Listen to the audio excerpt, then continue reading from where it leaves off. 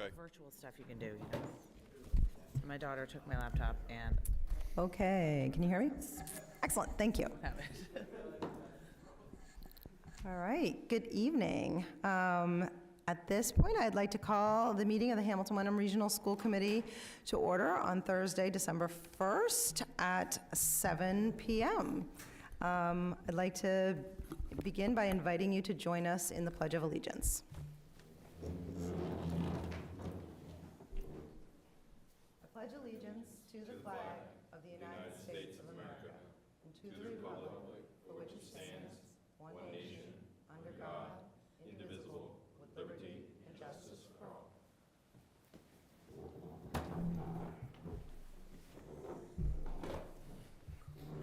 Okay, it is lovely to see all of you here in the audience. I am excited that you're here. We are going to start, I should start off by saying that this meeting is being recorded and it's also being live streamed on HWCam. At this point, I'm going to invite any citizen who would like to come up to offer a comment either on our Zoom or here in person. If there's anyone in the audience that would like to offer citizens' comments, I will ask you to approach the podium. Mr. Tracy, is there anyone on Zoom who would like to offer a public comment? There is no one. Okay. All right. Closing public comment. All right. At that, seeing no comments, we will move onward. I am going to, excuse me 1 second. I see what happened. I could have just looked it up, but I just want to make sure I was on the right one. Sorry. Okay. Oh. Timing. Welcome, David. At this point, as is our tradition, we're going to read a portion of our school committee protocols. Talk about being on the spot. As selected members of the Hamilton Wenham Regional School Committee, we, including the superintendent, accept the high honor and trust that has been placed in us to ensure that the students of the district receive the best education possible. To that end, we hereby commit the following in the conduct of our business. Number 8, school committee members will vote according to their convictions, will avoid bias, and will uphold and support the decisions of the majority of the committee once a decision has been made. Positions will not be used for personal or partisan gain. Thank you. Next up, we will be reviewing a portion of our mission statement, which is also posted right there. Amy. The Hamilton Wenham Regional School Committee will lead and inspire a district that inspires all students to realize their fullest potential and feel a powerful sense of individual and collective belonging. Thank you. Okay. Next up, we have the consent agenda. Does anyone have any items from the consent agenda that they would like to hold? It's just the warrants, right? Just one. Just the warrants, yep. I still have to ask. Don't pay the bills. Don't pay.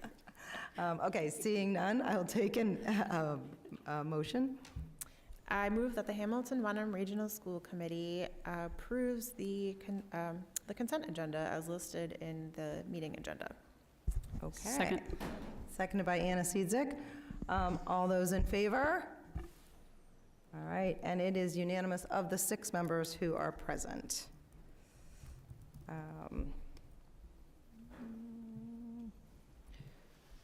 right.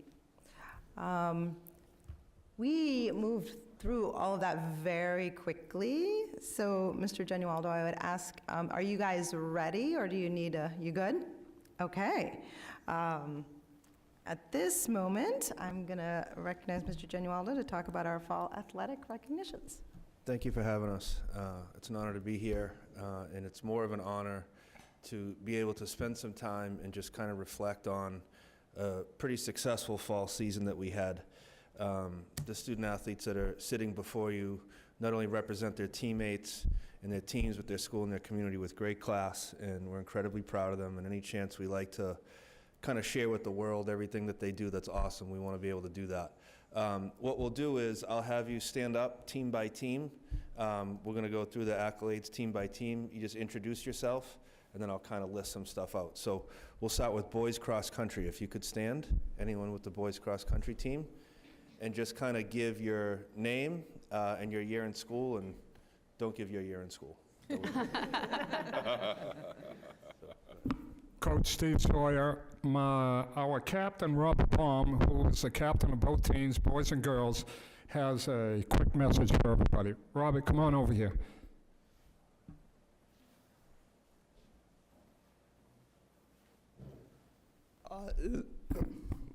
It's a pleasure to, sorry about my voice. It's a pleasure to run on this cross-country team this year. We have a lot of talent, from our first runner to our seventh runner, a lot of talent and potential for the next years. And also, the thing I loved most about this cross-country team was they're all hard workers. They all showed up to practice every day, did their best, and were selfless. They worked for the team, and it was not for personal motivations that they were there. They were there to work hard for the team. So that's what I like most about this cross-country team. Our boys, it's a very, very young program. They're all sophomores. So they're going to keep us happy for the next 2 years. This is the first Baker Division Championship they've won since 2014. So we've been patient, and hopefully they're going to win some more. Charlotte, please stand up. Charlotte Madden is also a sophomore. Had a great fall season, Cape Ann League, All-League. Eastern Massachusetts Division III, All-State, All-Star, and Salem Evening News All-Star. So she's going to keep us happy. Thank you so much for the invitation. And boys, if you want, just say your names to the school committee. James Regan, sophomore. Yep, perfect. Isaac Jones, also sophomore. Jack Grayson, sophomore. Robert Baum, senior. Daniel Reed, sophomore. All right. All right, just to kind of round out the boys cross-country team, they not only won the Cape Ann League Championship, as Coach mentioned, they also qualified for all states, which meant they were one of the top teams in their division. In addition to their success in the courses, they were also the Cape Ann League Sportsmanship Award winner.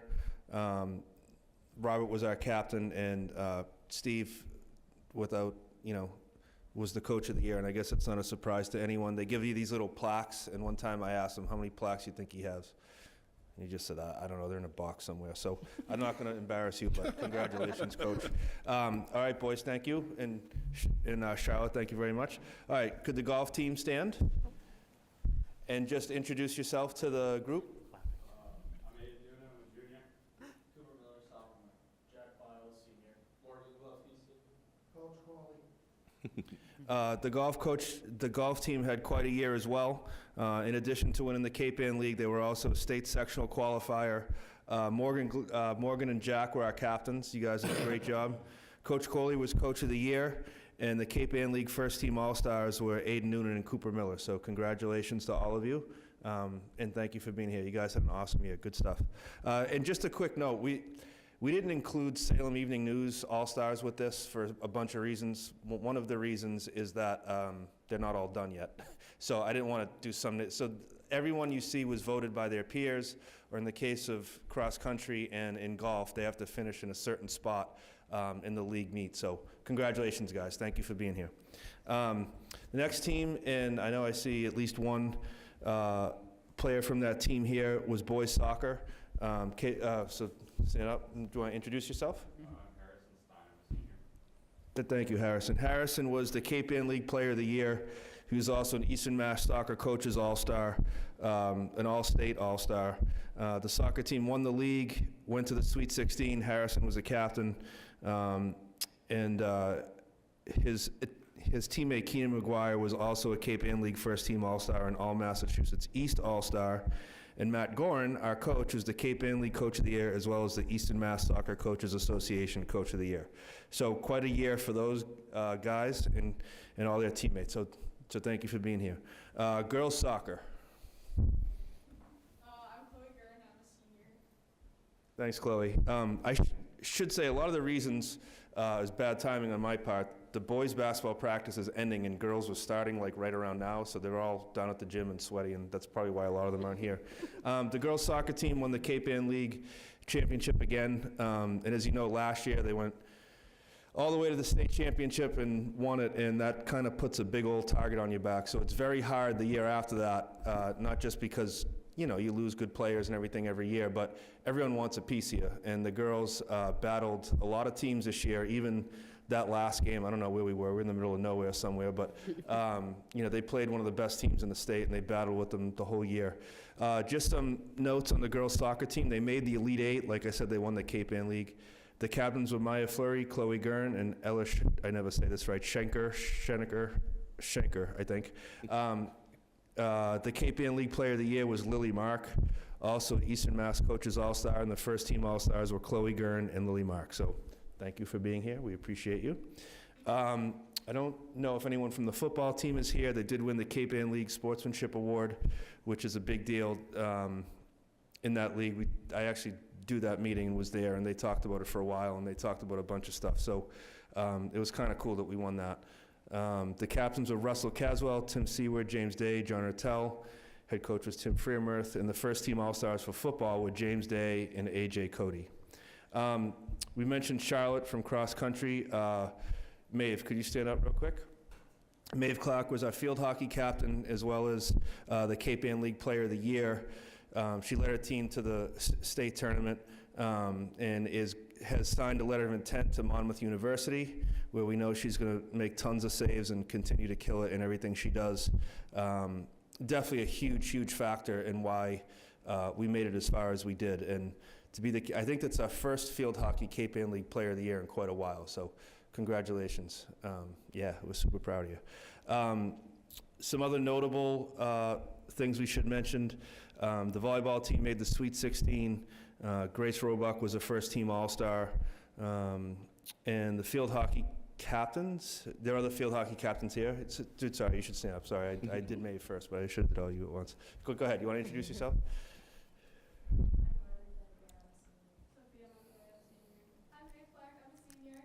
Great. Sorry, that was out of order here. Thank you for being here. I think I got everybody, right? There's nobody here. I didn't miss it, right? Okay. I think what's really, really cool about all the student athletes you have here before you is, they're here and they had great accolades and awesome seasons, but they all know they wouldn't be here without their teammates, and they're all really good human beings, and we're very, very proud to have them here. And it was a fun fall, and for those of you that are seniors that are graduating, we want to wish you good luck in everything you do, and for you younger students, it's time to get rolling on next year. But thank you very much for having us. We appreciate it. I know everyone's busy and you do tons of things, and to let us come here, I think it's important we continue to highlight and spotlight our students. It's why we do what we do and why we get up in the morning. So thank you very much. Thank you.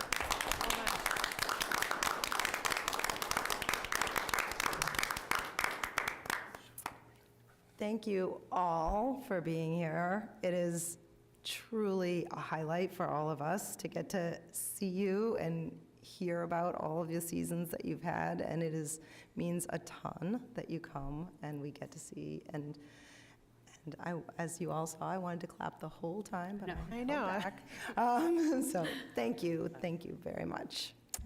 Congratulations. And congratulations, all of you. Thank you. Go Generals. Go Generals. All right. All right. You are all welcome to stay. However, we suspect you have other things to do. Your homework. Not that it's not fascinating. Thank you for coming. Thank you so much. That was awesome. Finish something off. It's a cable. The cable failed. So it's like flashing on. Oh, I was very focused on it. Yeah, it was driving me crazy. For what? Okay. For biotech. What, no one's staying? I know. I wanted to stay. I know. We did an open house. It looked pretty awesome, but yeah, I don't know. I don't know about it. But if you're going to go to the tech and go right Okay. Moving on. to college, go to the high school. Okay, so So we have, next up, we have the second reading and vote on a lot of policy items. I think we talked about, they are, the way they're presented here, they're divided into two sections. I think we, and I will, take the advice of the committee, but my thought had been perhaps to have, similar to the consent agenda, we have got first section H. My thought is perhaps if anyone has one or something that they want to hold from section H, we can do that, and then have a motion on section H, and then we can do the same with section J. That's my suggestion for procedure, if everyone's okay with that. That makes sense. Okay. So before we start the discussion, does anyone have a specific section H item that they'd like to hold out to discuss? Okay. Amy? I move that the Hamilton Wenham Regional School Committee approves Section H of the policy. Manual? The what? Sorry. Section, approve the H section. Does that work? Maybe as presented. As presented. Oh, as presented in the agenda, sorry. Okay, no worries. Do I have a second? Second. Oh, who said that? Second by Jen Jen Carr. Carr got it. All right. All the way down. All right, so is there any discussion, or, even though we did it like the consent agenda, we certainly can have discussion. We should, Yes. yeah. All right, so do you want to bring anything forth from the policy committee, or do you have any? I'll just say, thank you, everyone. I'll say one thing that pertains to both H and J and everything else we're going to have. At the last policy subcommittee meeting, we brought it back to Dorothy's attention that here and there's spacing issues, there's an extra I, there might be an extra word, like tiny little formatting Scrivener's things, and she affirmed that before the MASC sort of makes these live and on their website, they do a final kind of proofread. So she did not go back and make sort of tiny little typo fixes, but assured us that they would be fixed. So if it's a non-substantive issue, we should note it. I would actually encourage anyone to email me if you see something, but it's not, that's part of their practice is to do like a final clean sweep. So just let everyone know that. Okay. Anybody have any other questions on H? Don't worry, I've got some on J. All right. Looks like we're ready for a vote. All right, all those in favor? And that is unanimous of the 6 members who are present, and the motion passes. All right, so similarly, if there are any, Section J, which was a lot longer, so if there are any items that people would like to have held. Right, I've got a couple. I'm going to hold 3, but they're really all the same comment. JIC, JICFA, and JICFB. Oh my goodness. All right, so can we have a motion? Sure. I move that the Hamilton Wenham Regional School Committee approves policy Section J as presented on the agenda. Oh, with the, with the exception of sections JIC, JICFA, JICFB. Second. Second by Julia Campbell. Is there discussion on anything else other than the held ones?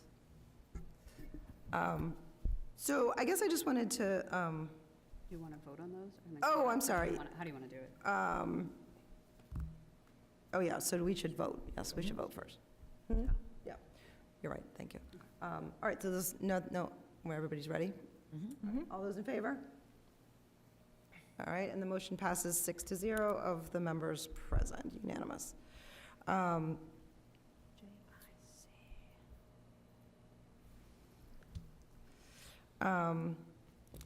So I held these 3, and I already spent some of my precious time with the superintendent sharing my thoughts.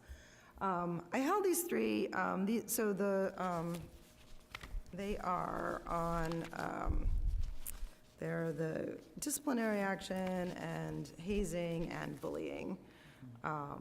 And I guess I'll look to the policy committee. I guess just want to, I believe I said this before, but it concerns me, and I understand that a lot of these are, come from the state. But I do want to express a concern that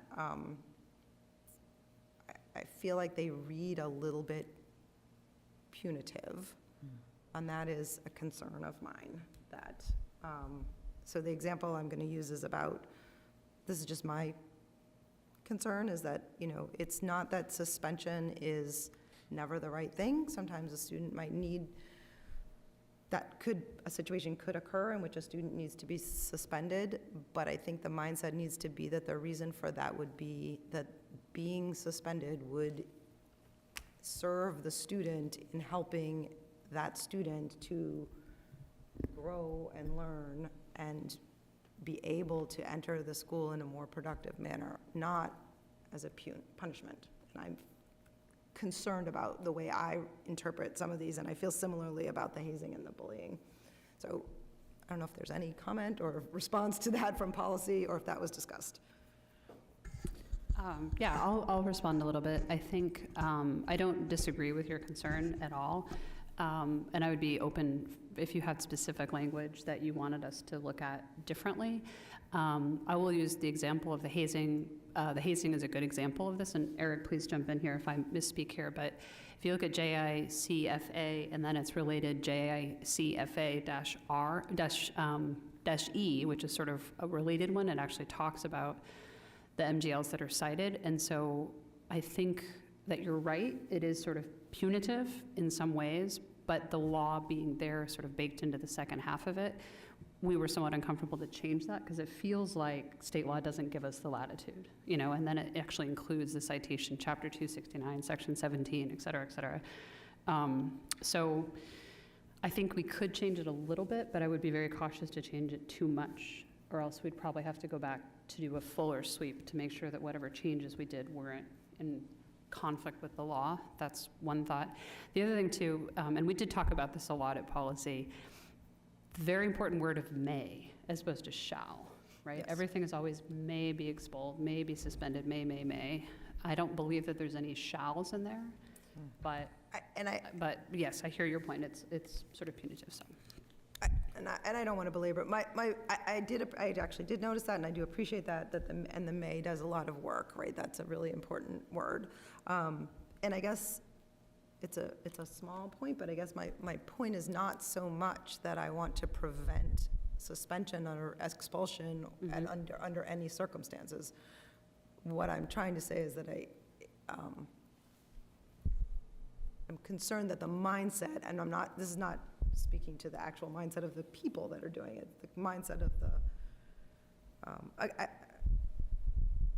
again, that in other words is, why is the person being suspended? I understand that they may be suspended. I actually, in some ways, disagree with that. Like, first you have to try all sorts of other things. There might be a situation in which that's the right thing to do, like that it would serve the student. But I really genuinely mean that it should be the thing that serve the student, not a punishment, and again, mostly because punishment doesn't work. So you look like you want to say something. Yeah, I mean, so in our district, this is not the most common of events, especially compared to districts that I've worked in. But, I mean, it is necessary to have there. The other thing is, as Anna mentioned, even to suspend or expel someone, there is such strict guidelines by the law already. I understand. That there are a lot of sort of hoops to jump through, T's to cross and I's to dot to get there. Other than a few very extreme instances, you can rest assured that every other policy and every handbook we have has a list of alternative things to do before it gets to this point. These are really extreme cases, and it is really valuable to have this because there are sometimes that someone does need to be removed from a situation for, the safety of everybody involved, and to reassess and actually come up with a new plan. Sometimes you just need time and space to actually be able to come up with an alternative plan. So, yeah, I think the idea, the only times I am actually seeing shall pop up in all of this is the principal shall ensure adequate provisions, right? It's everything that we shall do for the student, right? The actual sort of, I don't want to use the punishment, but the act of actually being able to expel someone is a possibility, right? But then if you're going to enact that possibility, there's a lot of onus that comes back to the district on making sure that we are, even during that time, taking care of the student to the best of our abilities and for what's best for them.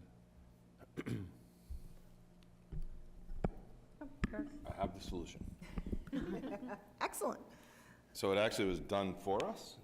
I did have a quick back and forth email with Dorothy about this because I wanted to make sure before I said something tonight, but she suggested we vote what we have because it's going to be changed. November 8th, the state enacted a change to specifically section 37H and 3/4 of the student disciplinary section, which is around suspension. Now, they didn't touch 37H or 37H and a half, which covers felonies and possession of weapons and drugs, but the H and 3/4 is this kind of general disciplinary section, and they actually changed the language to say that any principal, headmaster, superintendent, or person acting as a decision maker at a student meeting or hearing when deciding the consequences for the student shall consider ways to re-engage the student in the learning process and shall not suspend or expel a student until alternative remedies have been employed and their use and results documented. Blah, blah, blah. So That they happened November 8th, you said? that just kicked in on November 8th, and I got a memo from the MASS attorney just outlining it. So I reached out to Dorothy yesterday just to say, how do we proceed on this? And MASC hasn't even written this into their policy yet. So they're working on that right now. They'll end up sending us an update, and then we'll update it. So it's going to be another ACAB all over again, where we adopt it, and then they change it, and then Yeah. they change it. So. It's just that one section, the 37H and 3/4, which happens to be the suspension section. It does not impact drugs, alcohol, weapons, or felony arrest. The decision makers can still use suspension or expulsion if necessary, but. Thank you. And so you're just saying in terms of procedurally, that the recommendation would be to approve this for now, and then it's going to be, it'll come back to us and it's revised. Right, and just so everybody's aware, I did already share this with all the principals and had our attorney do a quick overview with all of our principals last leadership team meeting, which was 2 weeks ago.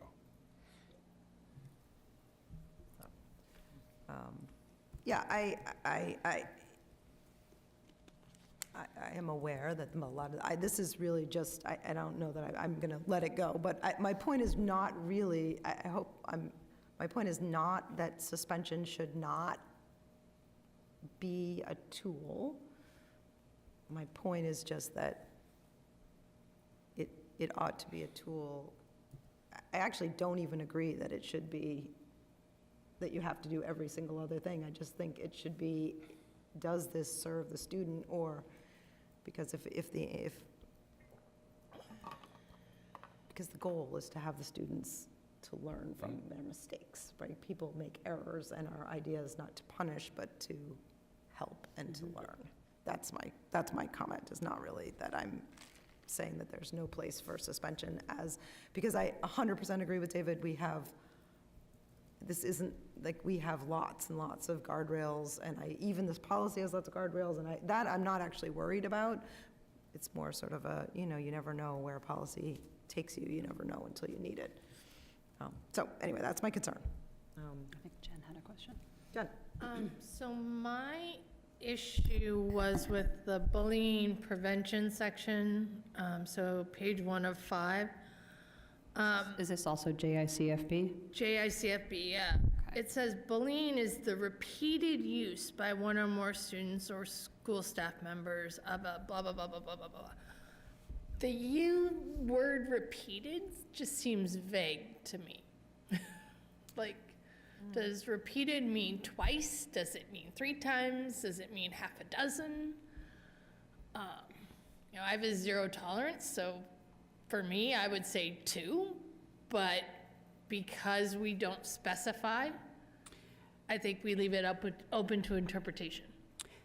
Eric, do you know if the law specifies later in the reference? That's what I'm looking for, but, Yeah. what we've done is, and generally you see the police departments do this as well, is they'll give a warning, they'll give a second warning, on the third time they take action. That is generally what happens.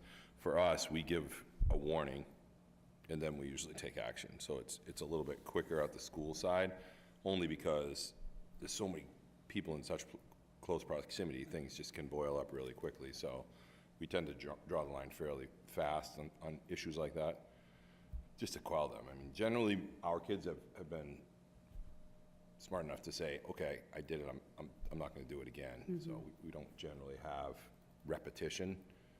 Sometimes we do, and sometimes you have it from outside agents or friends. So that kind of kicks in a whole separate response. Can we spell that out then?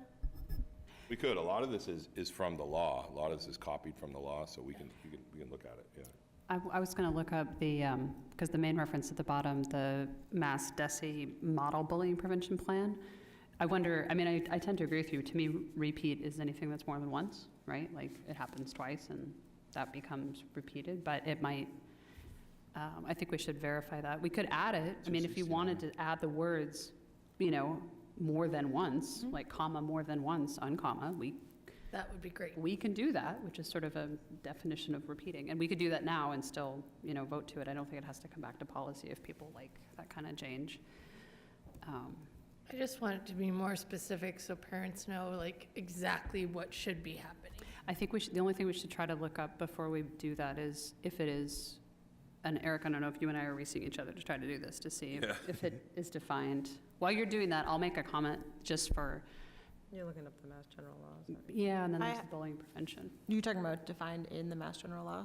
Right, like what is repeated defined somewhere. It's, I mean, I haven't seen it, I'm scanning, but One thing I want to draw people's attention to that has sometimes been a source of, I don't want to say confusion, but I've heard it used as a means to justify not taking action. I want to draw people's attention to page 2 of 5, the second paragraph where it says, bullying and cyberbullying are prohibited at a location, activity, function, or program that is not school-related, or through the use of technology or electronic device that is not owned, leased, or used by the school district if the acts or acts in question create a hostile environment at school for the target, infringe on the rights, materially and substantially disrupt the educational process. In years past, there's been sort of a justification of saying, like, well, we can't control what happens outside the school, or that happened on someone's phone or someone's home computer or whatever. I like the fact that this update makes clear it doesn't have to happen at school if it affects the school environment. So I just want to draw, I guess, maybe the public's attention. That's a little bit of a change, and I think is really important in the current social media climate. So I just wanted to draw that out.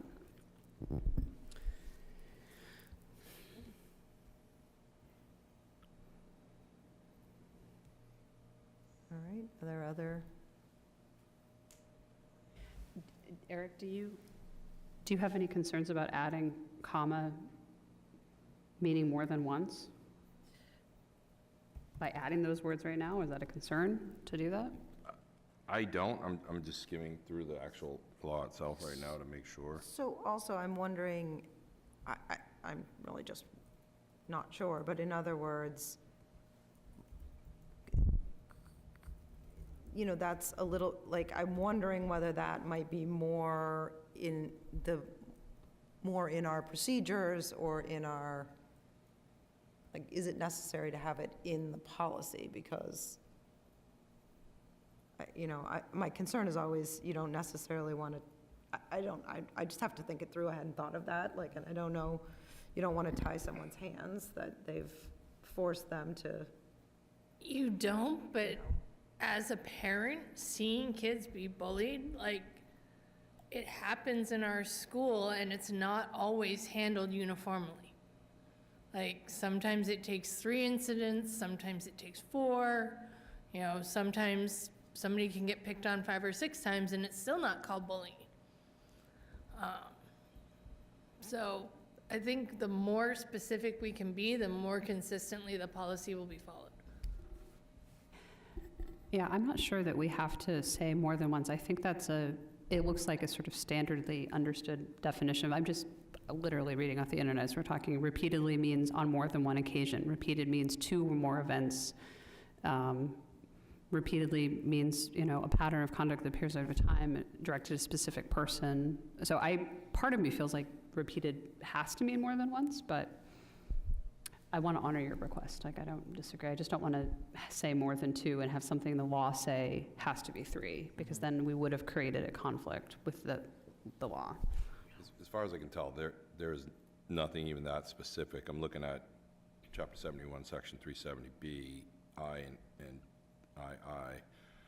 It just talks about acts of bullying are prohibited, and the statement is very specific to where, when, why, how, but nothing about number of incidents. Not at all, actually. Actually, I'm, It just says repeated use. That's the one segment that says it in 370. Bullying is defined as the repeated use by one or more students, by one or more students of a written, verbal, electronic expression, physical act, gesture, or any combination thereof, et cetera, et cetera. It's the same language in the yeah. I policy. guess I'm of the mindset that that is what that means. I understand Jen's hope for clarification, but I do think that that is what that means, that, the repeated, that's my, I'm not Couldn't put it in disagreeing there. with you, but when Zach was getting bullied because because it only happened twice, it wasn't considered bullying. Even though he was coming home with bruises.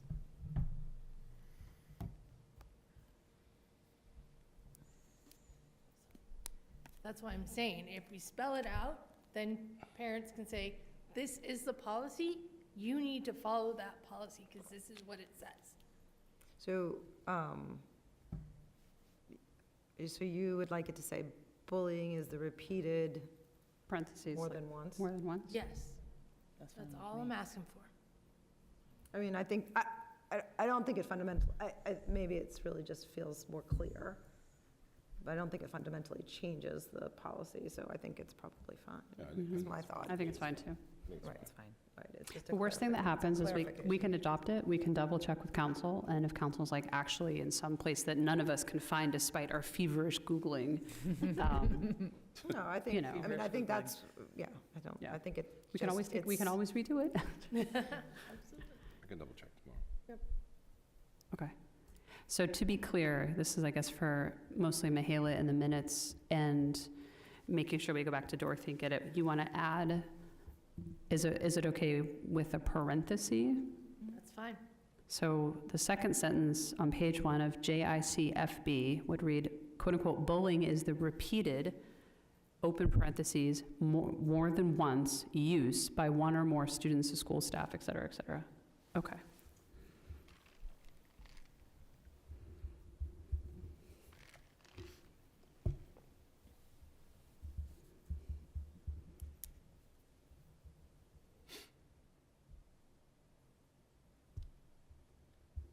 Okay, is there any more discussion on that? All right.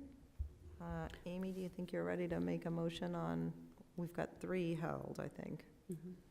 Okay, and that's the only, I should mention that we will make Yeah, that I mean, change. you can do it how you want. You could do them separately or however you want to do it. I'll do them together, if Okay. that's okay.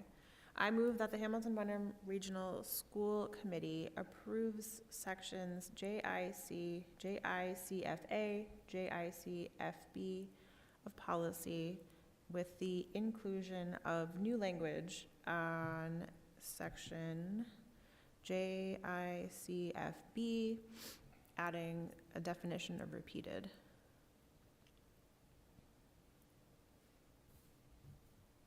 parentheses, more than once. Do we have a second? Second. Second by Julia Campbell. Is there any further discussion?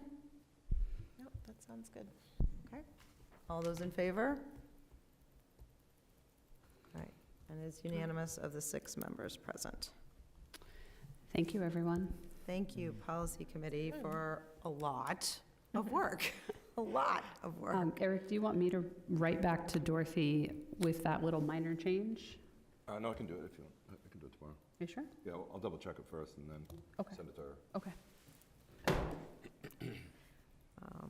Okay. Next up is the class size report. I don't know if our screen is not Yeah, working. We might I'm not all, gonna, is everybody able to? everybody can see it because access our HDMI cable is acting up tonight and the flashing will drive us all crazy. I think it looks like everybody's. The class size report's broken up by the 5 schools and specifically related to, I tried to break it out so that there was, you could see individual classes and actually see some of the shifts or some of the holes, if you will, that are in the current schedule. So if you start with the first one, the high school group, specifically the orange boxes in the top of the first page of each section really is what we're talking about when we start to look at our class sizes. So right now at the high school, the overall class sizes, not including special education, ELL, are 16. Wow. Wow. Great, and this is great, and this is kind of all at the same time, because there are a number of classes, if you scroll through it, you'll see some very small classes. Some are combined, and I've tried to note that where I could and move some things around. Some are co-taught, so we have some overlap with, say, a special ed teacher and a regular ed teacher, but the actual class sizes are fairly small for the high school right now, and that is consistent with what we've seen in the 10-year average change and drop, probably magnified again by losing 37 students last year and only bringing in 11 on the choice side. So there's this kind of interesting dynamic at the high school where we're going to look a little bit more deeply through the budget process at this and try to figure out how to manage this a little differently.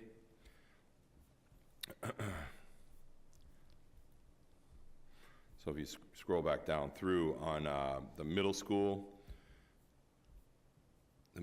has a class size average, not including special ed and Ls, of 19. And they have an interesting block called enrichment and intervention, and that block is not necessarily a teaching class, although it may be in some places. So if you're an English teacher, you may be working with kids in English. Kids can kind of get the interventions that they need. It also helps to kind of allow them to move around specialty courses like the supports for special education that are built into kids' IEPs. Sometimes that kids will be in intervention and other kids will be in band, or kids will be in intervention and other kids will be in chorus, et cetera. So it really allows them to kind of move some things around. Their class sizes, not including special ed and Ls, are 19. In special ed, I really need to say that it is a random draw because so many things move with special education. You could have one teacher, one student. At one time, you could have one teacher, 8 students. At another time, you could have that teacher going into a full classroom of, say, 20 or 22 kids. So it's hard to nail down an average, especially at the elementary schools. There's just a lot more movement. At the high school and middle school, there are cases where you look at a teacher and they might only show as having 4 classes, but they probably co-teach their 5th class with somebody else for services. So, but at least the middle school number's a little bit higher. I know Dr. Best is looking at the schedule because there are a number of fairly low classes for us to look at to try to figure out how to bring those numbers up. At the end of it, you see reading and academic support. Those are all specialty groups of kids, usually 2 or 3 kids at a time, depending on the block and the location. So, and that changes. Because their schedule moves around during the week. You could have Like C block, you could have C block with your reading teacher on the first Tuesday of their two-week schedule. You could have it on the third Wednesday, so it really just plugs in all over the place. So it's hard to nail down exactly, but everything's there is included, including any co-tots. As we get into the elementary schools, a little easier to nail down, only because, you know, that you're a kindergarten teacher, you generally have those kids. Same with first, second, third, and fifth, third, fourth, and fifth. They do go out for their specials, music, PE, art, their library, and then special education, again, is very difficult to nail down an average because they just function so differently at the elementary levels. And the reason I say that is because you have Bucher and Cutler who don't have specific programs like the Winthrop. We have our specialized programs at the Winthrop. So you might have our Castle program and you might have 3 or 4 kids and that's it. But you might have 3 adults in there because of the severity of the disability. So it's hard to nail down an average class size, if you would. But generally, at the Bucher, you're looking at an average class size of 20. The Cutler average class size of 19. And then at the Winthrop, excuse me, average class size of 18. And you'll notice there are some bubbles built in. Like first grade at the Winthrop has 23 kids as an average in 2 classes. That's just kind of a bubble coming through. And also you'll see through the budgeting process and through the process into next year's schedule, you'll see even our 5th grade bubble that is shared across the 3 elementary schools will go up to the middle school, and the extra teacher actually will drop down to pick up the anticipated kindergarten bubble. So we're showing number increases at the elementary level, and the numbers, you know, on an average are pretty good, but the bigger part of it is, even if we said, all right, we wanted to add elementary teachers to each building to teach specific grade levels, we wouldn't have any place to put them. We're using classroom space in every single building. You know, there are some spaces we might be able to modify if we had to, but we're pretty tight now at the elementary level, and our class sizes, on the average, are good. I'd like to see kindergarten class sizes lower. Our kindergarten teachers generally have, you know, about 20 kids in their classroom across the district, and some 21, some 22, and sometimes they only have an aide for half a day. So it's, you know, and that's where we're seeing a lot of our more dysregulated cases, K1 and 2, some of the heavier dysregulation. So on the average, the elementary class sizes are not terrible. Could they be better? Yeah, but we really don't have anywhere to put extra classes to spread them out even more. Again, if we move to a new building, that would help us dramatically and allow us to kind of move some things around and spread them out. Certainly, I'll take any questions you have about the class size report.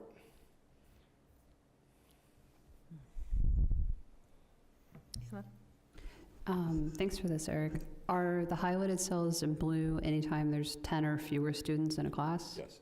Okay, so, And it's specific, I didn't do it to the elementaries, it was specific to middle and high school. right, no, I got that part. I guess my question, you know, some of those low numbers are clearly related to special education in places that you'd expect it to be low, but some of them appear related to various electives and, you know, pretty cool classes.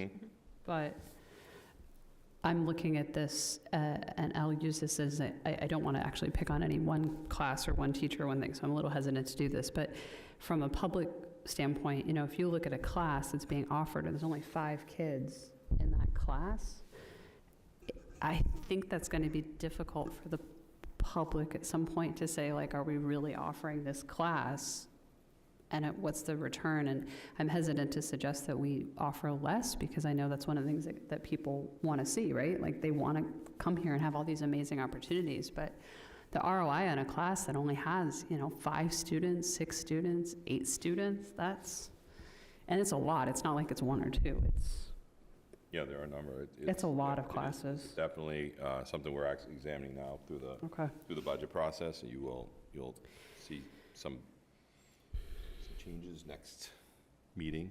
But the bigger piece is really, we need to think about how we're offering things, think about ways we can do things differently, we might be able to combine.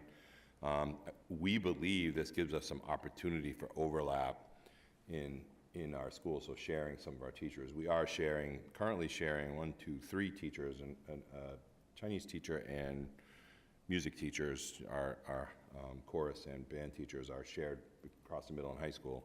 I've asked Dr. Best to relook at the schedule and try to better align it with the high school, or vice versa, move some things around the high school so that they can share more staff, which allows us some flexibility, some things to offer that we might not have otherwise offered, but also, it speaks to what every meeting we've had with the towns have said.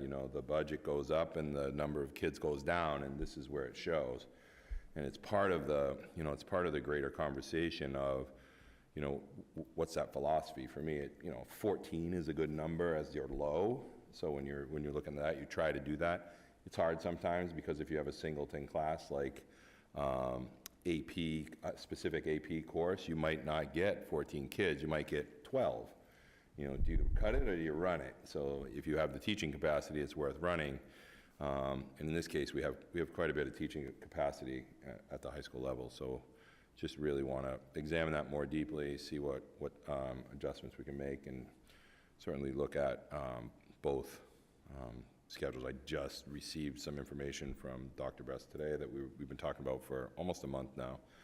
And what we're doing now is we actually went through, here's our initial budget presentation that we did for this group 2 weeks ago, and went through it with the principals and just said, now we're going to meet with them individually for a second time to really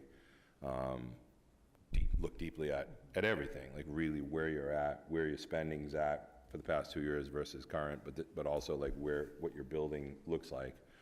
There is one weird anomaly in here. When you look at even things like Mandarin, our Mandarin numbers have kind of dropped out of the bottom.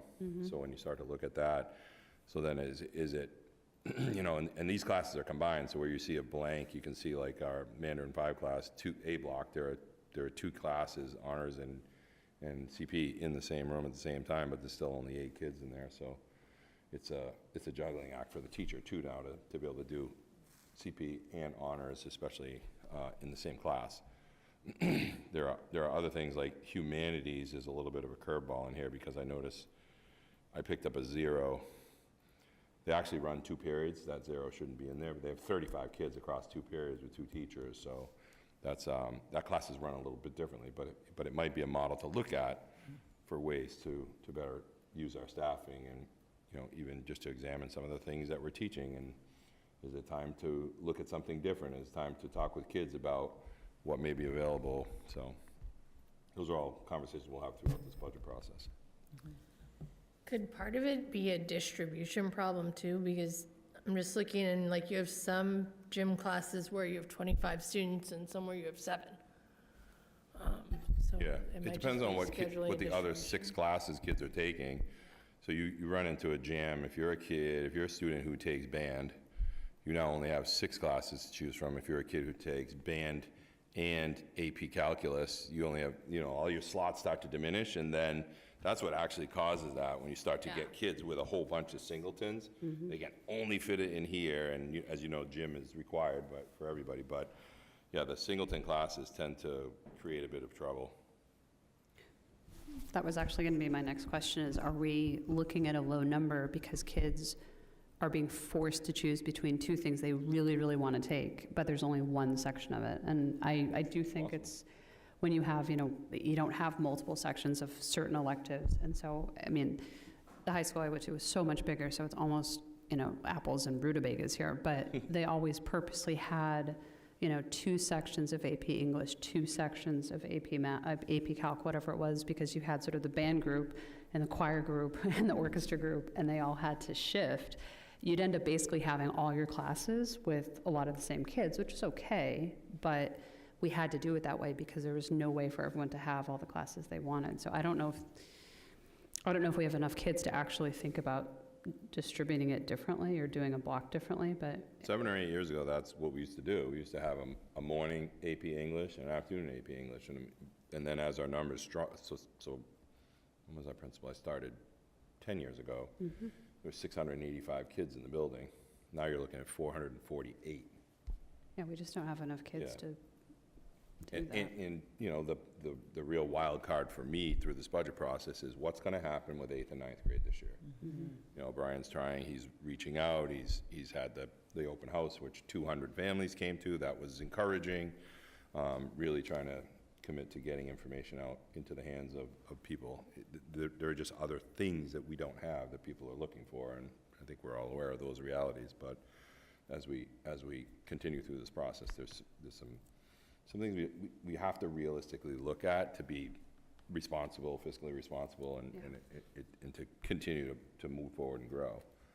You know, even now as you get smaller, the old seats on the plane they become unfillable. You know, now you have all these seats, like you're flying, you know, a 100-passenger plane, you can only put 25 passengers in it over and over just because of the way the structures are working, because we're getting so small. And if you look at it from the perspective of dropping out choice kids, there's almost 70 choice kids, like 68 choice kids, I think. So then that brings your numbers down to 380, 390, you know, depending on how you look at that. So that's almost as small as the middle school is with 3 grades. Yeah. Yeah,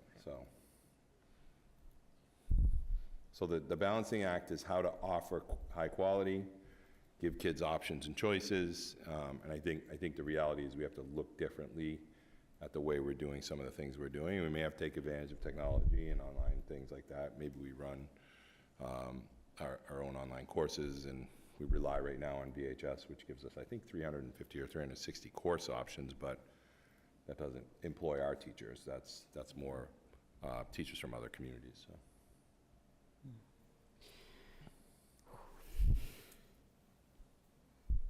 Okay, anybody else have? Thank you.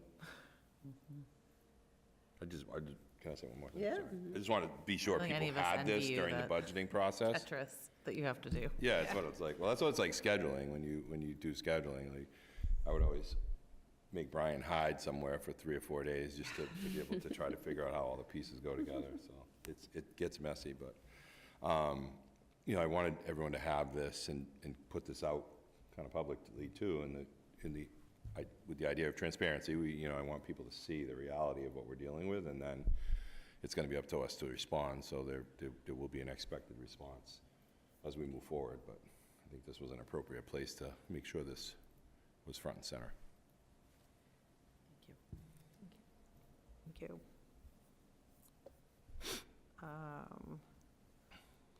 Okay. You want me to read that statement? Yeah, so next up on the agenda is an update on the Wenham Master Planning, and unfortunately, David Frankel is unable to be here tonight, but he did send some information.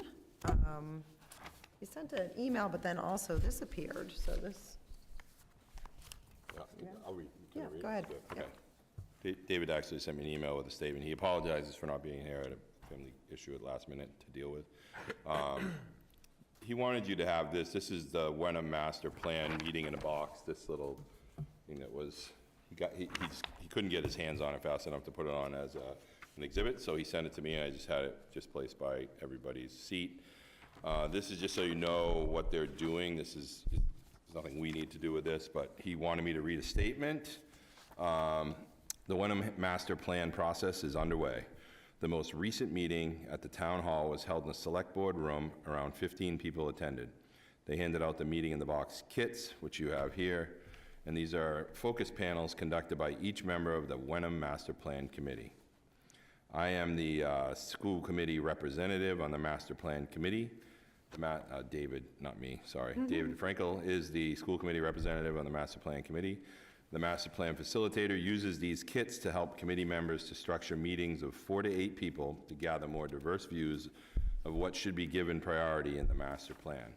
They would like us to complete one each by the end of the year, so each of those 15 people has one of these kits, and they're supposed to reach out to between 4 and 8 people.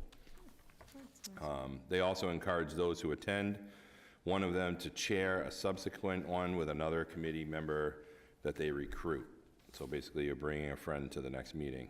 Somewhat of a viral scheme, but I would encourage Wenham residents, school committee members to do one of these and thereby help broaden the outreach. So if you're a Wenham school committee member and would like to take part, you have the kit in your hand. And finally, there was a view expressed that they wanted to sync up with the Hamilton Master Planning Team as well as the school master plan. David would welcome suggestions on how to best orchestrate that as an ongoing process. One of the attempts that he feels will not help sufficiently to build consensus. One thing David would recommend is to make the time horizon for the towns and the school district planning, especially capital spending planning, the same in at least approximately 10 years. He apologizes for missing the meeting, and certainly any questions we can send to him, we can email questions to him directly. Okay. I'm really glad he sent this along. This is really an interesting. interesting. Yeah, it's very interesting, and I don't actually live in Wenham, but all of you who live in Wenham, that'll be. Eric, can we get this as a PDF? Yeah, there's a link on the last page. Oh, it's at that the end. tells you where to get it. Perfect, thank you. I actually have it. I'll send it out. I'll send it out to everybody in case you want it. My Yeah. question is there a deadline for having this, End of these the year. meetings? End of By the the year. end of the year? Yep. Okay. Yep, To by the- end December. Thank you. According to what David sent me, it So says to by have the the end of this meeting and year. then get all the information, So they already had the meeting. The 15 people were given these packets. They need to go out and work these packets with between 4 and 8 people do each. you want us to do that too? He's suggesting if you're a Wenham resident Okay. to actually fill out the packet and you can give it back to him. And then each of those team members is recruiting somebody else to bring back to the next meeting, which I don't have a date for the next meeting, but Thank we you. can ask David. And it would be absolutely appropriate to email him directly, and that wouldn't be, that would not be a violation of an open meeting law or anything like that. You could absolutely connect with him about how to do that. Yeah. Very interesting. Okay.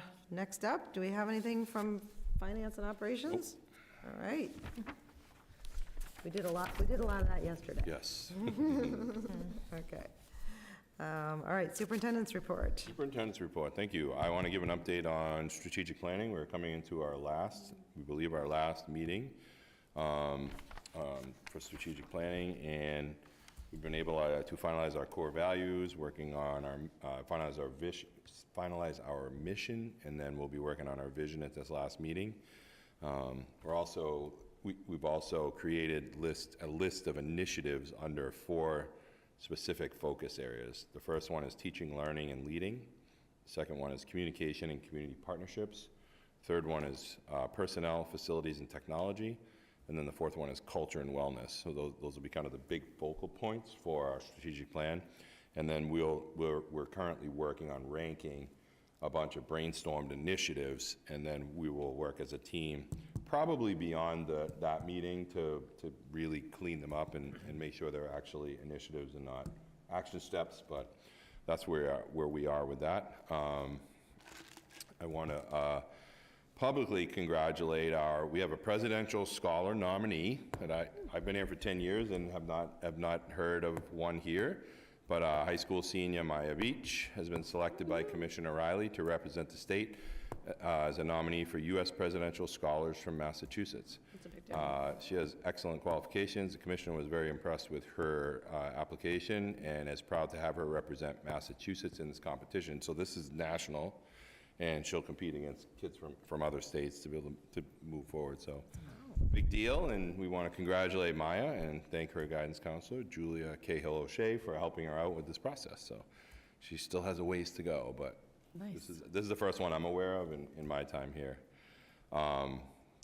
We do have coming up a number of things, number of activities. The play, Freaky Friday, is on its way. That'll be next week, December 8th, 9th, and 10th at 6:30 at the Farini. Come check it out. Kids are working hard. Every time I'm at the high school at night for a meeting, they're working and singing and dancing and setting up and wiring and lighting, and it's amazing how much work goes into these musicals. And I'm looking forward to it. I think it'll be exciting. And then, as we always do in December, we have 2 concerts. We actually have an art show and a concert at the high school level and a concert at the middle school level. The art show starts at 6th on the 14th, so December 14th, which I believe is a Wednesday, and it'll be at 6 o'clock in the hallways just outside the library where the art rooms are. And right after that, at 7 o'clock, they have the high school winter concert. And then the following Tuesday, on the 20th, at 7 in the high school auditorium, is the Miles River School winter concert. So those are always fun events. They're free. Come and check them out and listen to some music and see our talented musicians and singers. It's always a good time, and it's always a fairly quick take, usually about an hour long or so. But they both will probably blow you away when you see the artwork that our kids do, and when you see the amazing musicians and singers that we have. It's that kind of moment, like, okay, this is why we do what we do, you know, and it's a great opportunity for, I think, the community as well. And I believe that is it. The Winthrop Craft Fair is on. Oh yeah, the 3rd, right? Yes. The Yeah. Winter Craft Fair, yeah. And 9 to History 3. Day is on the 7th. 7th. The History Fair is on the 7th, Yes. between 4:30 I was asked to be a between 4 judge. o'clock and 7. That's the only reason I agree to know. be? I'm going to be a judge. Are you going to I'm be? going to be a judge. Awesome. Oh, we're all judges. I was so excited to be asked. Yeah, the History Fair is like, this is kind of the first time back around Yeah. where they have all the kids have everything in Yeah. place, you know, everything kind of moved away during COVID. And, you know, this is a number of us, I think, are judging, and it's a good opportunity for our kids to show what they know. But it's also just fascinating to see what they do and see the research levels that they do and the work that they do for their websites or their projects or their stand-up boards that they make. It's amazing. Yeah, the list of topics was really interesting. I'm excited. Yeah. I have to say, I've actually been to the History Fair several times, and I was a little I'm going to be a judge, but I was like, really? Because it's really complicated stuff. I was like, okay. I was a little intimidated about the judging, but we'll see how it goes. There's a test after. Oh, no. Yeah, they do amazing work. Okay.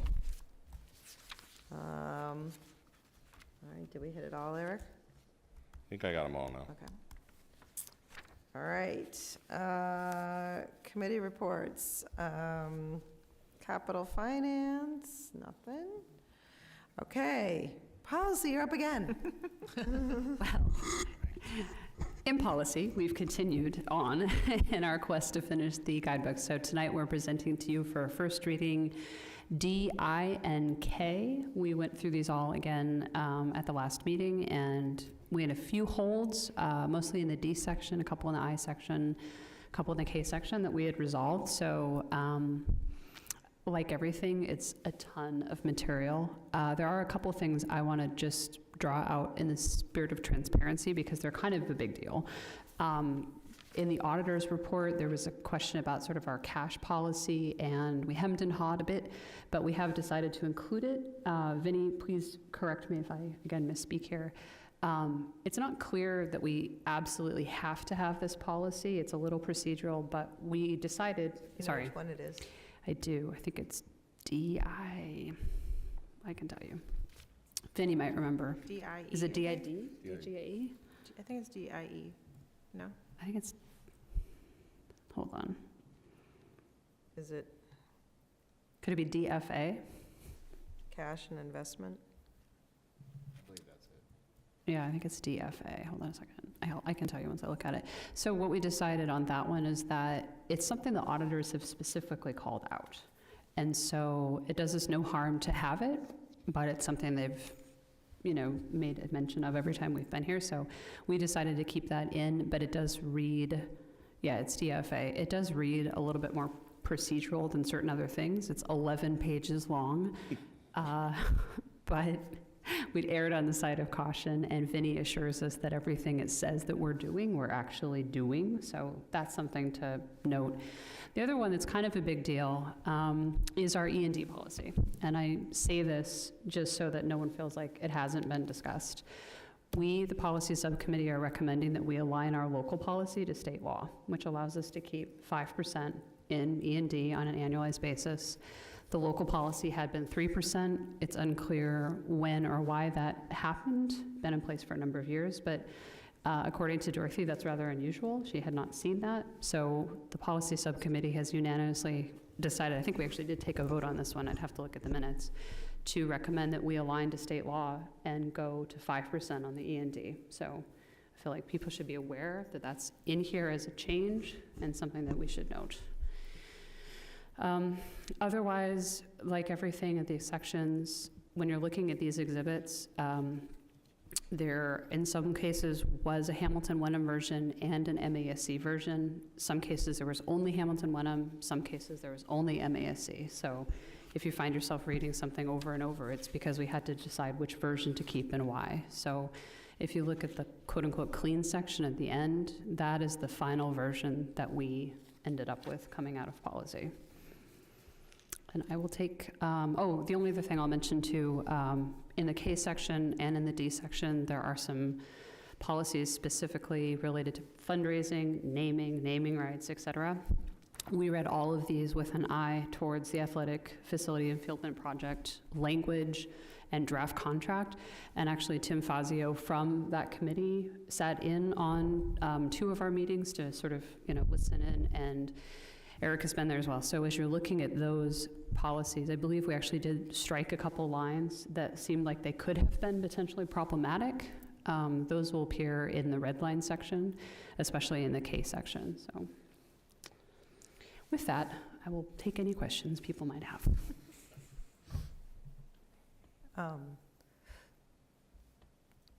So I don't know. I don't know what other people have done. I reviewed or read. I'm actually not done, but I read most. I got them all mostly. I did D and K, and then mostly through I. And then I did send Anna, as the chair of the policy, I did send her questions. I don't know whether other people have done that. I don't know whether Anna has read my questions or whether she's just I'm trying to catch psychic, up a little. but she answered several of them. I read some of them on my way home from so, work, which I've tried to address. So, yeah, either I was really keen in my reading of these, or perhaps Anna, some of that was because she was answering my questions. Yes, it was some of what it was. Do you want to talk through some of those other ones while we have this moment? I mean, it's up to the committee. I don't know whether other people, I did send some specific questions, so I don't know how other people feel about, I mean, it's, we would not be voting, but it would be an opportunity to kind of look at some things. Yeah, I'm sure there are probably I mean, I see no harm. So one of the questions you had sent was about the mileage reimbursement, and I was looking that one up earlier. I think my short answer, this is DKC for those reading along at home. I know it's riveting. Your question was sort of, does the committee set the mileage rate? And the answer, of course, is no, but it's simply saying that we are adopting the federal rate and we're not setting our own. So I think in my reading of that, and Amy, feel free to jump in, it's not that we're setting a new rate, that we're just affirming we will use the federal rate, if you look at the language of that sentence. I'm sorry, can you tell me, I know that was my question, but can you tell me what page we're on? What is it? DKC. DKC, page 34 of the D section. So you're looking at the sentence that says, Yes, no, I mean, I remember that. I just wanted to make sure, because I believe, I'm not to it yet, but I believe it says the school committee will vote on that, and it says, when official travel by a personally owned vehicle is authorized, mileage will generally be made at the rate currently approved by the committee, aligned with the IRS Internal Revenue Service standard mileage rate. So I would read that as to say we're using the IRS rate. In the third paragraph, there's a caveat that if that money goes over budget, that the school committee needs to, so we budget a specific amount for mileage, travel, and if we go over that, then the school committee is supposed to approve it. but basically the district uses the IRS standard mileage rate. Yes. Oh, okay. That was mostly just, just sort of saying Yeah, that hasn't totally. occurred since I've been here, so. Right. Okay. Let's see, we talked about E&D. You had a couple of small typos, which I think, Yeah, I don't think we need to, Okay. those are just, yeah, one was like a numbering question. and- Yeah, which I do agree with, actually. I think that was true. I think it was in the K section. It was KF-R about use of alcohol and tobacco. It skipped over a number. Yeah. Yeah. Right.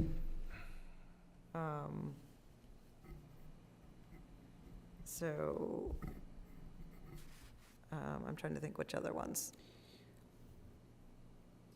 I mean, I'm trying to think what would be useful. This was your email. You're This just is your reading my email. email. I'm looking at your email now. I mean, I have one, I mean, I don't know if we want to skip around, or if you want to go in order. Well, do you want to go off that? Sure. So Dana had asked a question about KA and KBA, and just whether or not they were MASC language, and I believe the answer is yes. I'd have to look at the red line. Actually, I think KA might be a Hamilton Wenham original. Eric, I don't know if you remember the topic. Let me look at the red line. Well, I'll say, because my reason for asking that question was the same for both of those, and my notes sort of say, while I don't disagree with the language, it's sort of these are sort of, I mean, they're goals, they're aspirational statements, and I think if this just comes cut and paste from MASC, I sort of felt like. They're both MASC. Yeah, they both do. And now that you mention it, I probably should have offered this too. I remember Dorothy saying this. The first couple policies of almost every section are almost like an introduction. So if they feel that way, that's sort of on purpose. But those, yeah, looking at the red line version, and those are both MASC documents that we chose to adopt,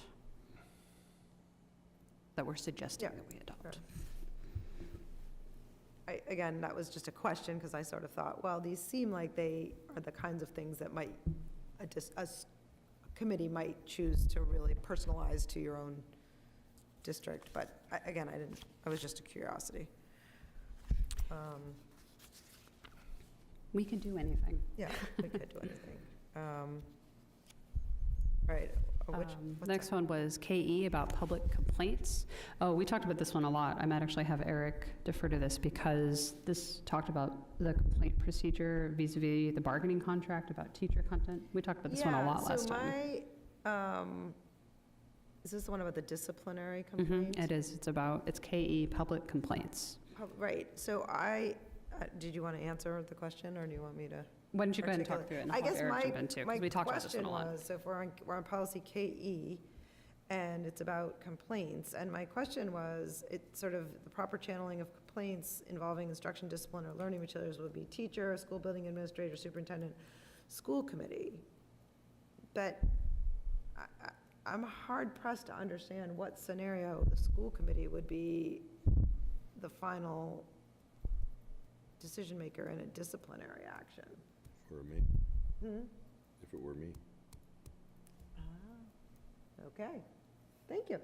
or Vinnie, Right, okay. anybody you have a I contract with. because I was really thinking student. Oh, no, And I was it would, thinking, well, in what scenario would never come to the school Yeah, committee? this is because anything. This could be anything. there's also a Okay. caveat to this. There is language in the teacher's agreement specific to Yeah. what we have to Yes. do if there's a teacher complaint. So Correct. That's why we made a couple of these changes. Yes. And I feel like we took out a couple, I'm going to go back to the red line version. I think we took out a line or two here that was in conflict with the bargaining agreement, if I'm not completely misremembering here. I think it had to do with, KE.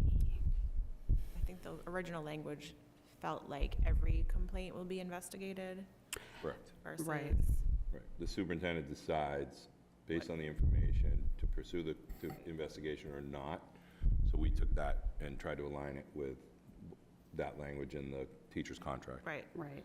And then there was a line, I'm looking at the red line version, there was a reference to being placed in the official file, Yeah. which none of us could figure out what that was. So we struck that and changed it to as appropriate. It's like your permanent record. Yeah. That's exactly what I thought of, the Oh, permanent permanent record. Like one big Put it on official your file permanent somewhere. record. Yeah, so this is actually where the red line is really helpful. So if you look at page 10 of the exhibit called Case Section for Review, and then compare that to the clean section, you can kind of see the differences of that one. Let's see, the next one you had was KFFR. I agree, the Can I numbering ask is. a question about KE Sure. first? Before we go past, why are anonymous complaints disregarded? If we have a teacher or a student that's worried about retaliation, they may want to submit an anonymous claim, so why are we just making the choice to disregard them? There's no way to follow up with the complaint, so if you get a piece, I get them all the time. I get these anonymous, like from, we just got one recently, I believe. You know, you get an anonymous complaint, you can't follow up with someone to get more information or to even follow up to say, oh, I checked this out and this is what happened, so there's no direction for it to take, I think. You can't follow up with the person who made the complaint, but you could follow up with the other people that were involved in the complaint.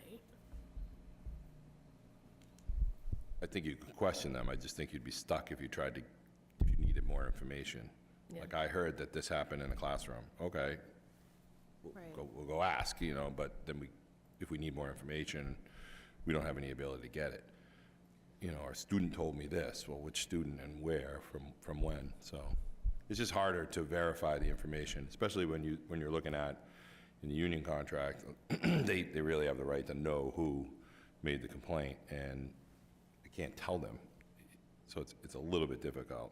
Now, if somebody came to me and said something fairly serious, like I get an anonymous note, I heard there's a knife in locker 493 from an anonymous thing, I'm gonna check locker 493, you know, but I still can't, there's nothing to follow up with to say, geez, you sure you had the right number? Could it have been a different place? So I just think that's why that ends up like that. My concern was, particularly after our DEI report, where we had so many students that were uncomfortable making complaints, just saying that, you know, the complaints, if you don't put your name on it, they're gonna be disregarded. I think it discourages students from making complaints anonymously if they're in fear of retaliation from teachers or administrators.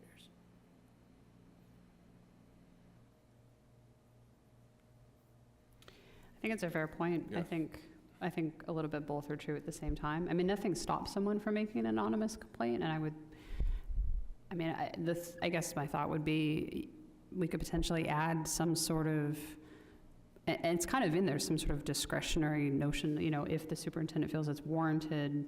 If you got, say, 20 anonymous complaints and it seemed like there was something there, I would think that someone would investigate. But we're not saying that. We're saying if you submit it anonymously without your name on it, nothing's gonna happen. If we change the will to a may, Yes, that would help. There you go. because that way, if, It can be case by case. well, that way, let's say, Well, I think it depends on what it is, you know, if it's circumstantial. So if we give the may, that would give the receiving Flexible. party. Whereas I agree, this is, will is will. Because, say there's 5 anonymous complaints about the same thing. Mhm. You know, But- then that could be something that would be right, looked and into. I do think, I mean, at least the way I'm reading this, this is specific to complaints about school personnel. Right. Yeah. So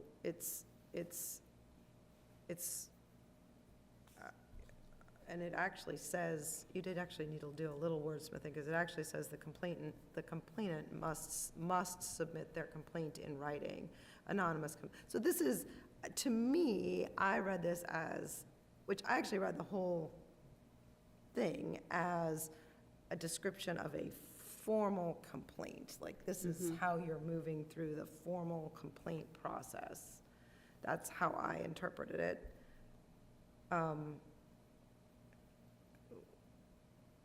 Which I guess is a little bit different than like, I don't know, I guess it's a little different than like alerting someone that like, Well, and it's important to remember too, that if you go back to all of those harassment discrimination policies, there's a lot of new, you know, federal law that sort of governs how complaints are responded to and who has to respond and what's the timeliness of response. So I think, I mean, if it would satisfy the concern to change that to may, I don't see any Absolutely. harm in doing that, because it Yeah. keeps the door That would open. solve my issue. Okay. that's, I make a note of that. so I'm still a little stuck. I'm just, yeah, I think we need to, We can go back, I can, I mean, we're Do gonna we look do- at it again anyway. But okay. like, to me, this reads as, it starts off, although no member of the community will be denied the right to bring their complaints to the committee, they will be referred. This is like how you get your complaint all the way to the school committee. Like, this is like, first you start with here, then you do this, then you do this. Well, I think what's interesting, and I remember talking about this at the meeting, where the line right above the before, it says, if a complaint which was presented to the committee and referred back through the proper channels is adjusted before it comes back to the school committee, a report of the disposition of the matter will be made to the committee as appropriate. To me, I feel like that covers something that happens all the time, where the committee gets notice of something and we say, you know, this is, you have to go through this process. But the way I like this is that it reads, if that happens, but then eventually it bubbles its way back up here again, then we will get a report of the disposition of the matter being like, well, how has this happened? Why is this still an issue and how has it not been resolved? Yep. So that, to me, is an interesting kind of boomerang of sorts that's built into the policy. Okay, moving on through Dana's questions. KF-R, I agree, we can get that changed. This is a numbering issue. It's a numbering issue, yep. And it makes sense, if you look at the policy, number 7 talks about groups getting permission, then there's a line that says the use of alcohol and tobacco are not permitted on school grounds. That should have been number 8, then the liability should have been number 9, so we just need to adjust that. Then you had a question about KGD, about how it might relate to the athletic field project. I actually felt like you really answered that they were, right, that you were. We actually took them out of order in order to get to them first. I think we discussed them on a preliminary basis, and then we discussed them more formally I think we've talked about like the last three meetings almost. Yes, and I think, were we waiting for some sort of legal review? I think that Eric did that. This is I want to look at what we struck though, because it will answer your question. KGD? KGD. The bottom line is nothing in the policies is very specific. They all basically come back and say anything that is received by the district is at the discretion of the school committee, and we have ultimate sort of veto power. We took out almost all of the second page. So again, if you look at the red line version starting on page 18, all of the second page we took out because it had these sort of expository questions. Is there a positive value? Is there sufficient participant interest? Like that page, we just took all of it and ended it basically at the first part of it. So that one was significantly changed with an eye towards that. And then you had a question on KHA about friends groups, changing it to PTA, and I think the reason that it's not is that it's more specific to teacher groups, not necessarily parents. So this is policy KHA, which is on page 13. You had asked about changing in local PTA and PTO to the friends, and I actually don't think that would be appropriate because the purpose of it says local PTA and PTO groups and groups representing school district employees, which are not necessarily the friends, will be considered quote-unquote school groups and governed by the committee's policy on staff solicitations, which would be different than the rules that govern the friends. Correct, right. But the friends, right, there is a difference between a PTA and a PTO, which I guess, well, it's sort of just not relevant to those organizations are different than. Well, I understand your question though, because I feel like our friends groups are our version of PTA.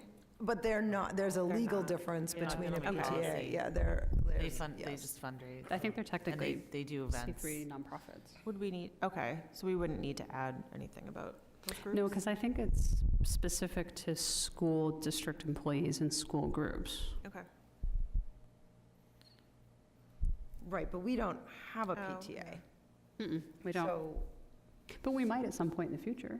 I guess my question just is, and I guess, I appreciate your answer, which is that it isn't appropriate to change it to friends.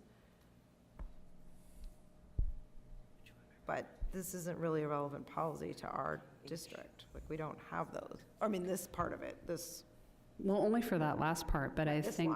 think the rest of it does apply, especially in life. No, just the last line. I would be hesitant to take it out because you just never know what the future might bring. Like, maybe there is some reason that there might be a new group, and then we would be, remiss to not have a policy. After last year's election, you don't think that that's coming?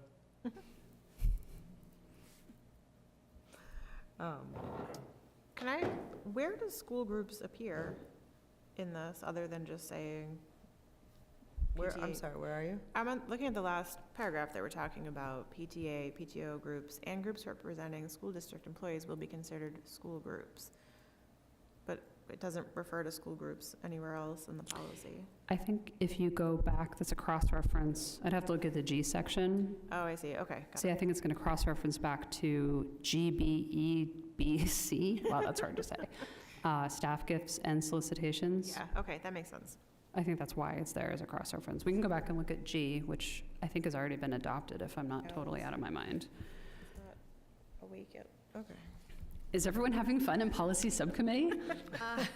Welcome to our world. Another question about page A.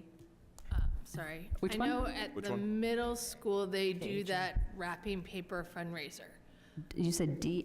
KHA. KHA. Oh, the same one. Same we're- one, same Sorry. I thought that's where we were, sorry. Yep, we are. Is this policy, is that fundraiser then in violation of this policy?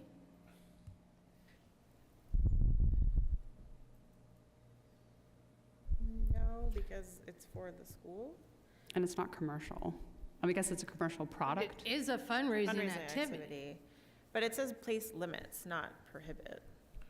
So I would say we could place a limit on it or on something similar, but Right, but we've never gotten a request for permission for them to do that fundraiser at all. But they're nonprofit, like they're outside the school.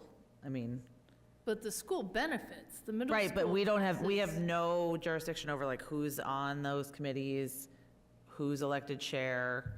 I would say they're entirely separate from I would say they're separate from the school. They're not school employees either. I don't think And we they can don't- consider that because we send out emails to parents about that. but this Right. is. Using Yeah, but we send out emails to parents. I got an email from Appleton Farms about a camp from Bucher. Right, but that's what I'm saying. Are we violating this policy unknowingly?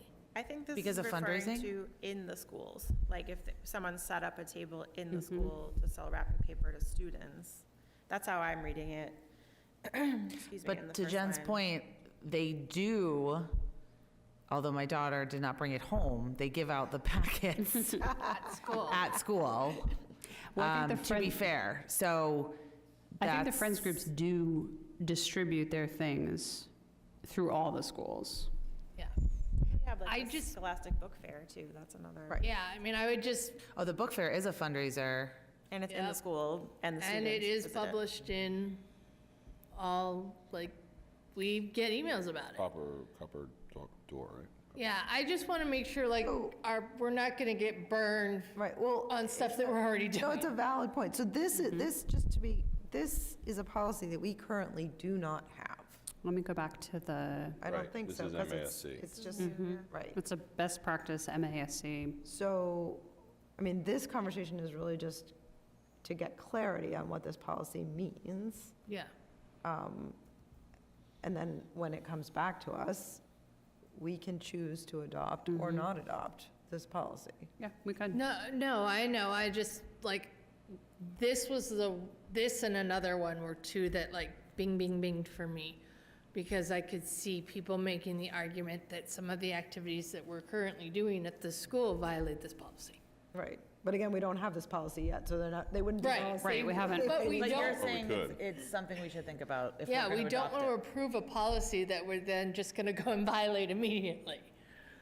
Well, I think this would just mean that those groups would need to ask permission to hold those fundraisers from now on if we adopt this policy.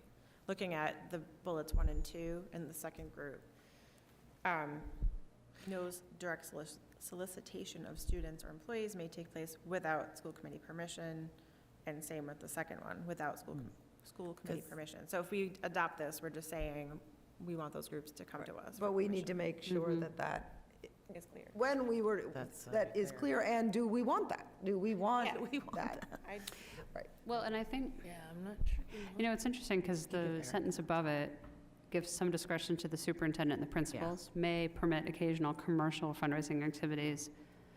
But what's interesting, I think, the fact that it's no direct solicitation, so it all kind of has to be through the school. It can't be like a direct mailing to the students. That's how I read that is, and so let's say somebody, I'm trying to think of a good example, you know, somebody came to the district and said, hey, we want to give every student in your district, I don't know, maybe the wrapping paper thing is a good example. And then if the wrapping paper company said, give us your list, we want to send everyone our thing, then this policy would kick in and we'd be like, no, you can't do that. You can't mail all of our I students. see what you're saying. But But- but if we decide to send it through our channels It's instead sort of vetted and it's somewhat official. I think there's a nuance there that is important because you might still have a commercial-ish related entity, like Scholastic is totally Scholastic is a commercial, good right? example, Like, we invite Scholastic in, but we're not selling our mailing list to Scholastic. But we are distributing flyers to each student in their Yeah. folder. But we're distributing them, not Scholastic. Got it. Well, Right. I think that's what you're saying, right? I don't know, I'm just trying to get clarity. well, it says of commercial or fundraising literature, not really saying like who it comes from. I mean, I don't have a problem with Scholastic book fairs or I wrapping don't paper, either, so- I just, like I said, I think it's an interesting line. I mean, there's other examples like the mattress fundraiser. Yeah. Those Yep. types of things where realistically, people in the district are solicited. I mean, you know, when That Girl happens. Scouts come in and ask their teacher to buy cookies. yeah, Right? I'll buy them. Well, but I think actually in that scenario, you know, they really necessarily shouldn't be doing that. No. You know, like that probably would be prohibited by this. Because I think the idea is you want to allow school-sanctioned activities and fundraisers that are vetted. You don't want to have rogue solicitation. But That I sounds- mean, does I that think mean the the Girl difference is- Scouts have to come in front of us and ask if they can sell cookies to Right. teachers? So, I Strictly guess. speaking, they should. They have Yeah. to. So I do want to frame this, this is a good discussion. Mm-hmm. And this portion, we're not actually, like, we can debate whether to adopt this policy or not at the next. Or part of it. The other thing too Right. we love to do is we keep the front half, but Correct. maybe we So- lose, you know, or change. I guess what I would take away is I would like make sure that the policy committee, or, I don't want to put it on you, Jen, but like, someone holds this so that we can have a real discussion about, do we really want to adopt this policy or not? That's a good question. So, Yeah, this was just the one, like I said, of all of them that I read through that I was like, this could be problematic. well, Yeah. I think you're done with all my questions, I think. I just So, wanted to get back to, I was going to just, I was going to just alert everyone that I haven't yet sent Anna my questions on this section, you're all wait, lucky. before you move on, can I come Yeah. back to the last cross-reference? So we were talking about sure. why school groups and staff, was that? Considered school groups, is that what you're looking at? Yeah, I just wanted to see what that section was. So policy GBEBC, which we had already adopted back in 2021, talks about class gifts, talks about gifts for school use, and then it does reference these solicitations. So the bottom line of this says, in spirit, the school committee supports the many worthwhile charitable drives that take place in the community and is gratified when school employees give them their support. However, the solicitation of funds from staff members through the use of school personnel and school time is prohibited by the conflict of interest law. Therefore, no solicitations of funds for charitable purposes should be made among staff members. Staff members, of course, remain free to support charitable causes of their own selection. So I think the reason that's there, if you put those two parts together, is that if you're considered a staff solicitation, if a PTO, PTA is basically considered an adjunct staff position, then the conflict of interest law would be triggered, which is why it's making this cross-reference back to the committee's policy on staff solicitations, which is exactly how the end of GBEGC ends. Does that make sense? if we already have it and we're happy with it relative to staff, I don't think we need this. I would keep it as a cross-reference just because it's tidy, but again, we could strike it out. Or to David's point and my point, I'm hesitant to take out something that's general that might come true in the future, because then if there is a formal PTO, PTA that's formed and we don't have a policy, then we don't have it and we risk sort of being exposed, so. Anyway, I think that's kind of how those two things are working together, so. So it'll be the next meeting, we would vote on those? Yeah, potentially. So I had told Dana before, I cannot be here on the 15th at all, so if we want to Hold talk it about to it the without me next. here, you could totally go to town, but Yeah, the vice chair of the policy we'll have it subcommittee at will have a to carry fu- weight. It will definitely appear on a future meeting. Okay, whether it's future next meeting or the meeting after that, but, Okay, so now- I was just going to say that you've all been spared sitting here because I didn't yet send my questions on the I section. But my feedback to policy on the I section in general is that I found myself wondering about several of them, is that are we creating policies that create, and this is to Jen's point, and I kind of came across it in the I section rather than the K section, but are we creating issues rather than solving them? And Anna's trying to look at my scribbles It's a lot. over here. No, looking over there. So I don't want to go in there, I didn't, but I guess that's my feedback, is that as I read, there were a lot of policies there that we don't already have. And I will just say it harkened back to, for me, it harkened back to our experience with the flag policy.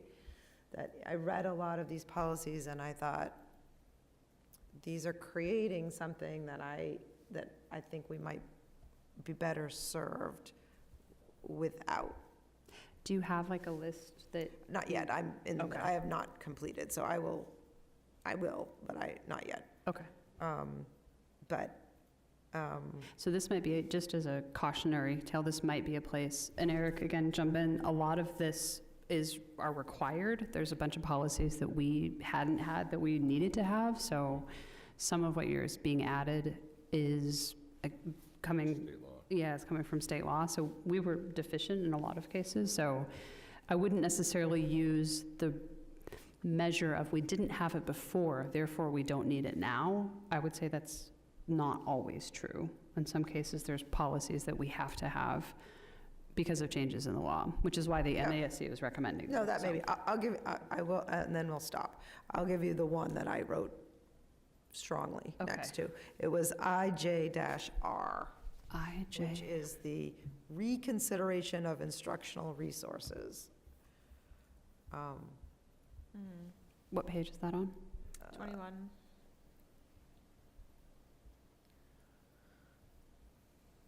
What'd you say, 21? 21, yeah. You're on the red line or the clean? On the clean version.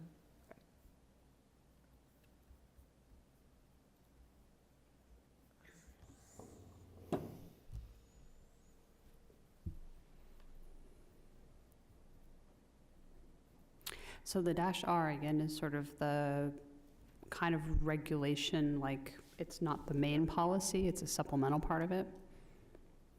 But they typically sort of go together. It's like a extended note section. I can't scroll fast enough to get to where I'm trying to get to. There it is.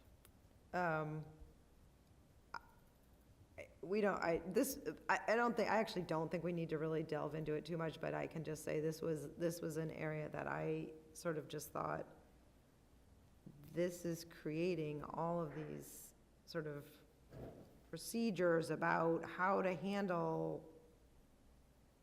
or how to reconsider an instructional resource, and I just thought that like I said, I just had flashbacks to the flag policy, that like, I don't want to be reconsidering. Like, I think I think this is creating a procedure for something that currently isn't a procedure because it's handled operationally. I would ask for Eric's opinion if he feels like something like this makes life harder or easier, because the preceding main policy of just IJ Right, was is, fine. is much more broad and talks about delegating to the professional staff, which is, I think, the right place where curriculum should be, is at the staff level and not at the committee level.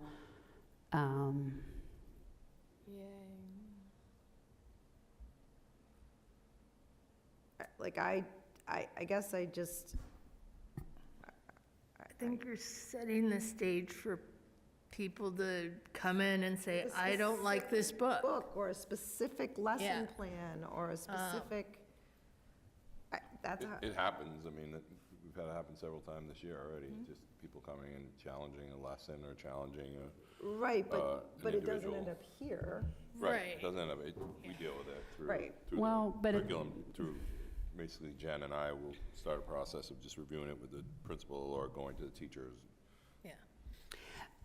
On the flip side, one part, I mean, I totally agree with you, and yet at the same time, it also addresses some sort of commonly known ways that people might try to subvert the policy. So if you look at the bottom part here, the line above it says, if an individual group undertakes an action to keep material from the shelves by checking it out and failing to return it, or by taking turns in keeping it checked out so it's not available for student use, the superintendent shall request in writing return. Like, there's some things there that are definitely in the area kind of procedure, but part of me thinks that it's happy to have it addressed, you know? It's sort of tackling known. Yeah, I feel like this is an issue that is becoming more and more of a concern, kind of nationally, so, Prevalent nationally, yeah. yeah, so I, Just don't know that it's in our purview. That's what I'm saying, is that I think we set the policy about, you know what I mean? We're setting the vision, and we're not, I mean, to me, this is about, I mean, since the beginning of time, people have come back to their English teacher and said, this book is offensive, Why are we reading? right? And from that's my always, and I guess I read this as sort of, you know, it says, is if the decision of the school committee is that the question instructional resource be retained, well, that to me says that we're the ones that are gonna have to be reviewing the instructional resource, And right? I don't know, I feel like there's some procedural stuff in here that maintains, sorry, I'm trying to read while I'm talking, that's not a good plan.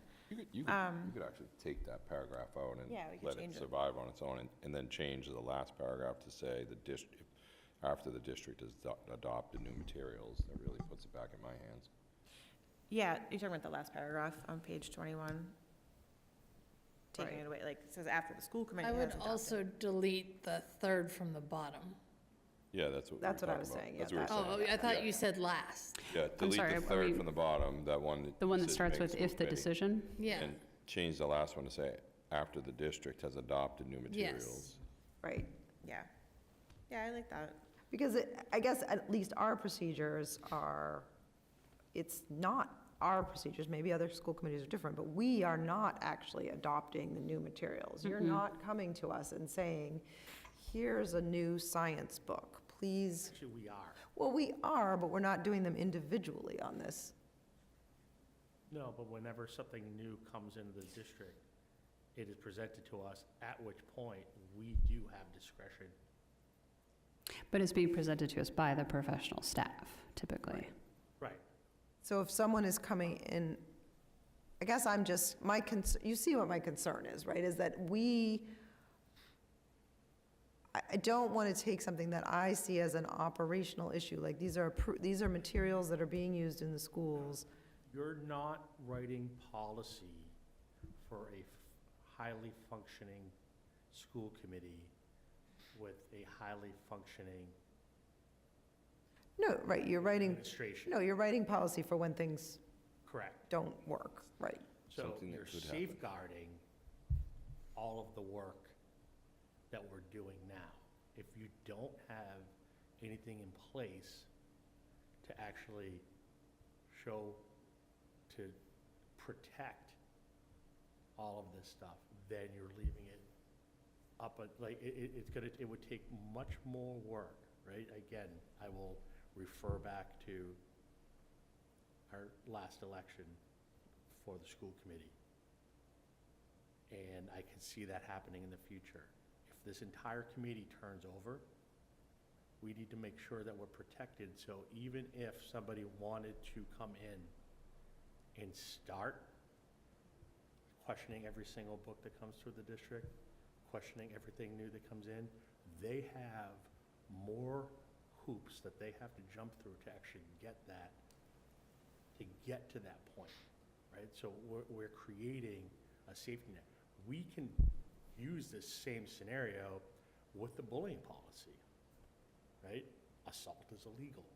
There's already laws in place for that. We have a policy to better protect the students within our district. So having this policy is better protecting the work we're doing and the work that the professionals within our district are doing to actually make the proper calls and give them the support they need.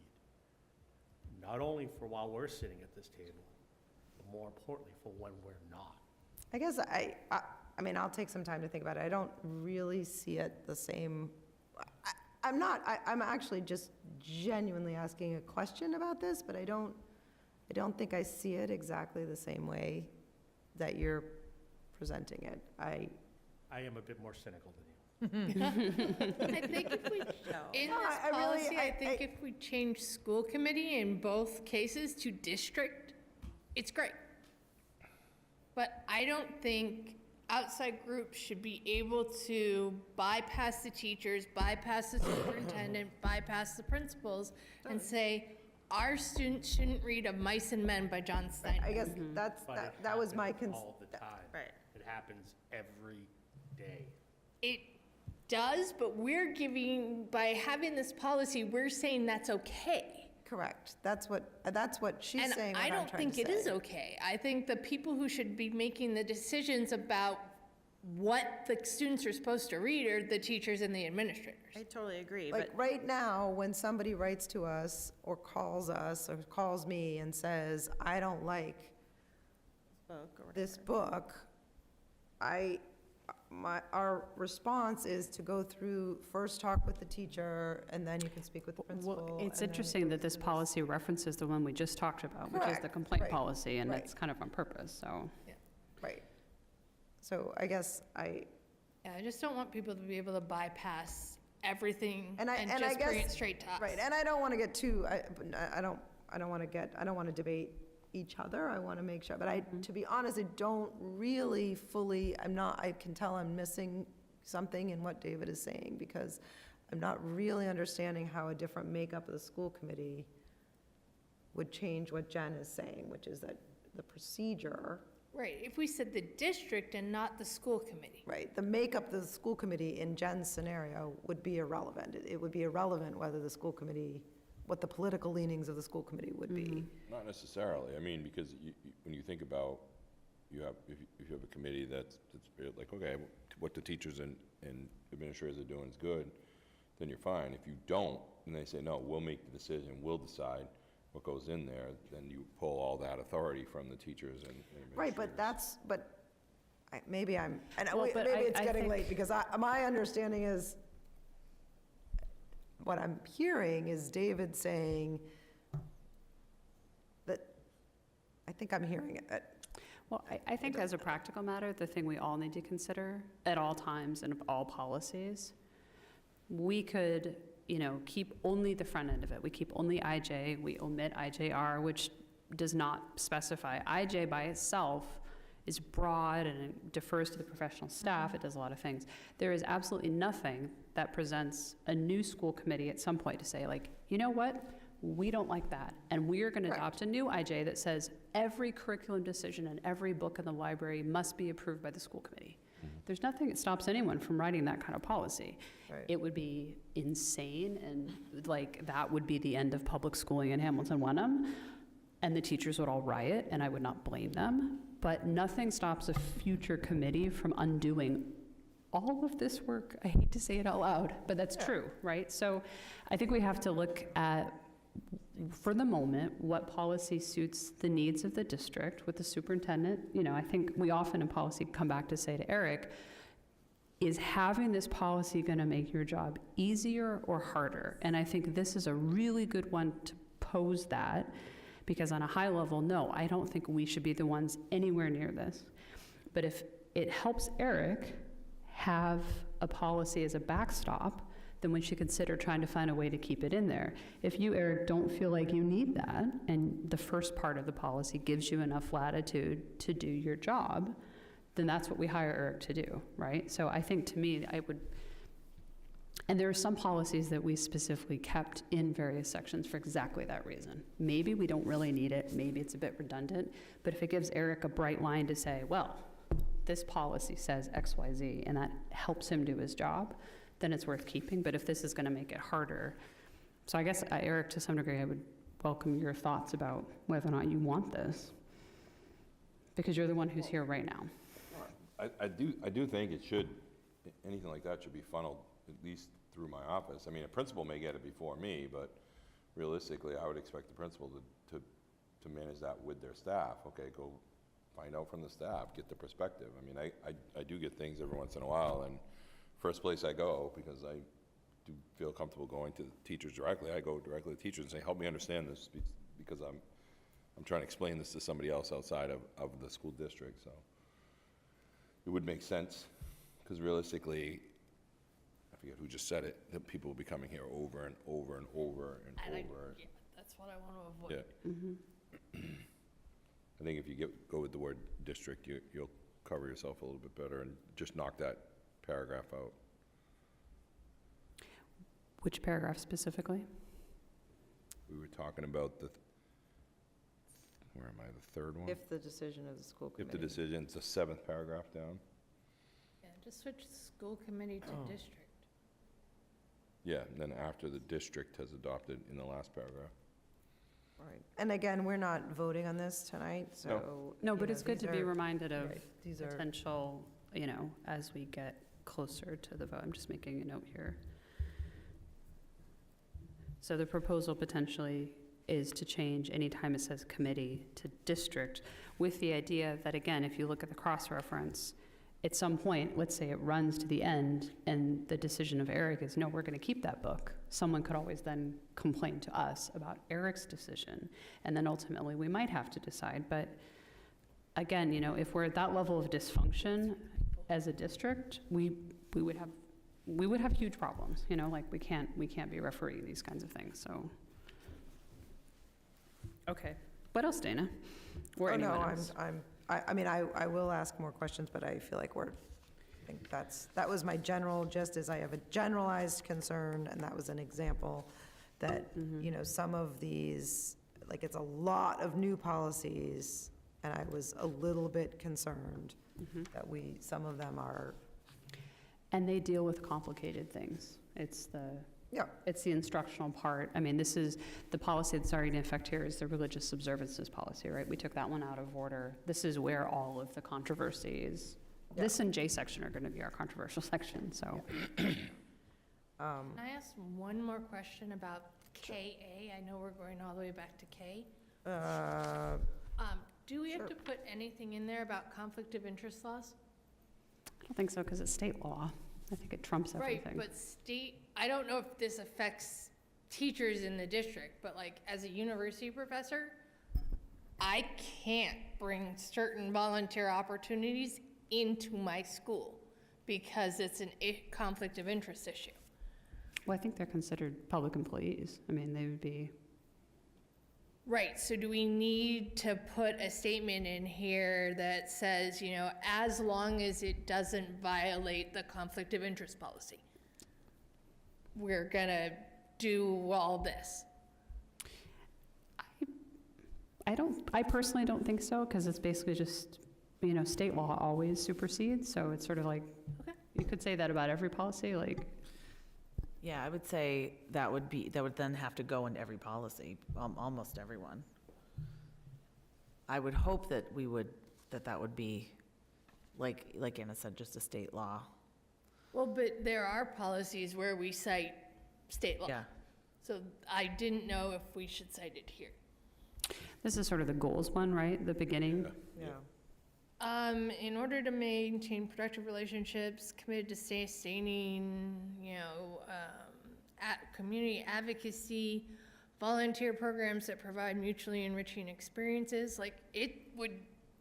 it's a good idea for kids to work on political campaigns, at least in my opinion, but I can't take that opportunity into the university and say, oh, well, guess what, guys? So-and-so is looking for volunteers to help stuff ballots.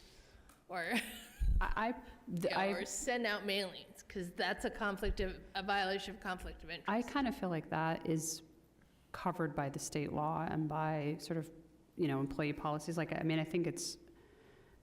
feel like that supersedes it and doesn't, I personally don't think it needs to be written because it's sort of, I think it's true of all of them, but. Like I said, I just wasn't Yeah. sure if we should put a statement in about as long as, volunteer operators don't. There might, so violate again, with the idea that this is like the goal one, there might well be a policy, I'd have to look up in one of the indices, there probably is a policy that specifically addresses something to the effect of all district employees shall be bound by state public interest laws, and then the cross-reference would say blah, blah. I would have to find it, but I would be surprised if there wasn't a boilerplate statement like that, but it might not be in KA, it might well be. Yeah, that was sort of my comment about KA, was that it's sort of just this kind of visionary statement. It's not really right? It's not. Eric, do you remember off the top of your head if there is something like a personnel policy that talks about that? Not off the top of my head. Me I just neither. always lean on the state law. It's even part of the training that we go through with people. My last thing that I had written down, I'm sorry. It's okay. No, these are good Sorry? questions. Yeah, It's- you don't be. Okay. I also just will say, for everyone who's not on the policy subcommittee, we spent a lot of time looking at this and thinking about it and going over it. We have a huge advantage because we've wrangled with some of this. So if I was having to get this cold, I would be like, so. Right, it's- no, and I think that's actually an important point, that it's really important. I think about all the subcommittees, the work that the subcommittee does, it is important. We've entrusted you to do the work, and it is important for us to really listen to that, to know that you have grappled with these things and you have worked with these things. So some of the stuff that we're coming at you is we've already done that, or we've worked on that already. All right. If we're good, I would like to move on. Okay, those will all come back for a second vote. We'll get to talk about them more. Well, I'm sorry, before we, can I go back just 1 second? Sure. So Jen, to your point, I would let's look carefully at the G section that talks about stuff, and even that little bit that I read about GBEBC that talks about solicitations actually does explicitly talk about conflict of interest law, it talks about it in context of staff. So my feeling is it might be somewhere in another section, but at least it's covered in that one as it pertains to fund solicitation. So I suspect that it also has to do with time and resources, et cetera, so. Yeah. Okay. Thank you all for your work. Okay, moving on. There is nothing from negotiations, as far as I know, unless you have anything, David. Okay, Chair's report. I did just want to say a couple quick things. I did think that the quintuple board meeting was, I thought it went well. I felt like I want to thank Vinnie and Eric for your work. And Vinnie, thank you so much for your presentation. I think it was clear, and it was clear to me that the messaging is effective. I felt like the people in the room knew, had read your, at least done some work. I don't know if you felt that way, but I did. I felt like they, I think that was paying off. And I appreciated the the conversation. I don't know, I'm open to hearing about if anyone has anything else to add about the quintuple board. I think there was good conversation about the need for a long-term shared vision. And I know, Eric, you're working on trying to get people to have more of that conversation. I found myself, at one point, somebody started talking about, well, if we want to do that, it was something on the town side, but saying it'll take 10 years. And I started, I wrote down at the time, like, okay, well, let's do it now, because it'll be done in 10 years. Right. Because while that can feel overwhelming, it's also inspiring. Like, I think about, made me think about our decision to fund the OPEB in the way that we did, and the thought we talked about at the time, like, oh, it would have been great if somebody had done that 10, 15 years ago, but you know what? We're doing that for somebody 10, 15 years from now. So anyway, I'll get off my soapbox on that, but I thought it was a good meeting. Did anybody have anything else to add about the meeting? I think it was a good opportunity for us to open up a few more lines of communication. We have a five chairs meeting specifically talking about kind of, okay, let's talk about the future and how it connects to what we're doing right now, and that hasn't happened before. Every time we budget, all three entities budgets here in the now for this, next year. I'm budgeting now in November, December for a year away, so I'm guessing on a whole bunch of things, but at least we're now saying, okay, let's meet and talk about the impact that a possible new school will have, a field project, a roof project, the town hall project from Hamilton. I don't know of any projects in Wenham, but anything that may come up, at least we can kind of work and kind of that give and take is important given the limited resources available, so. Agreed.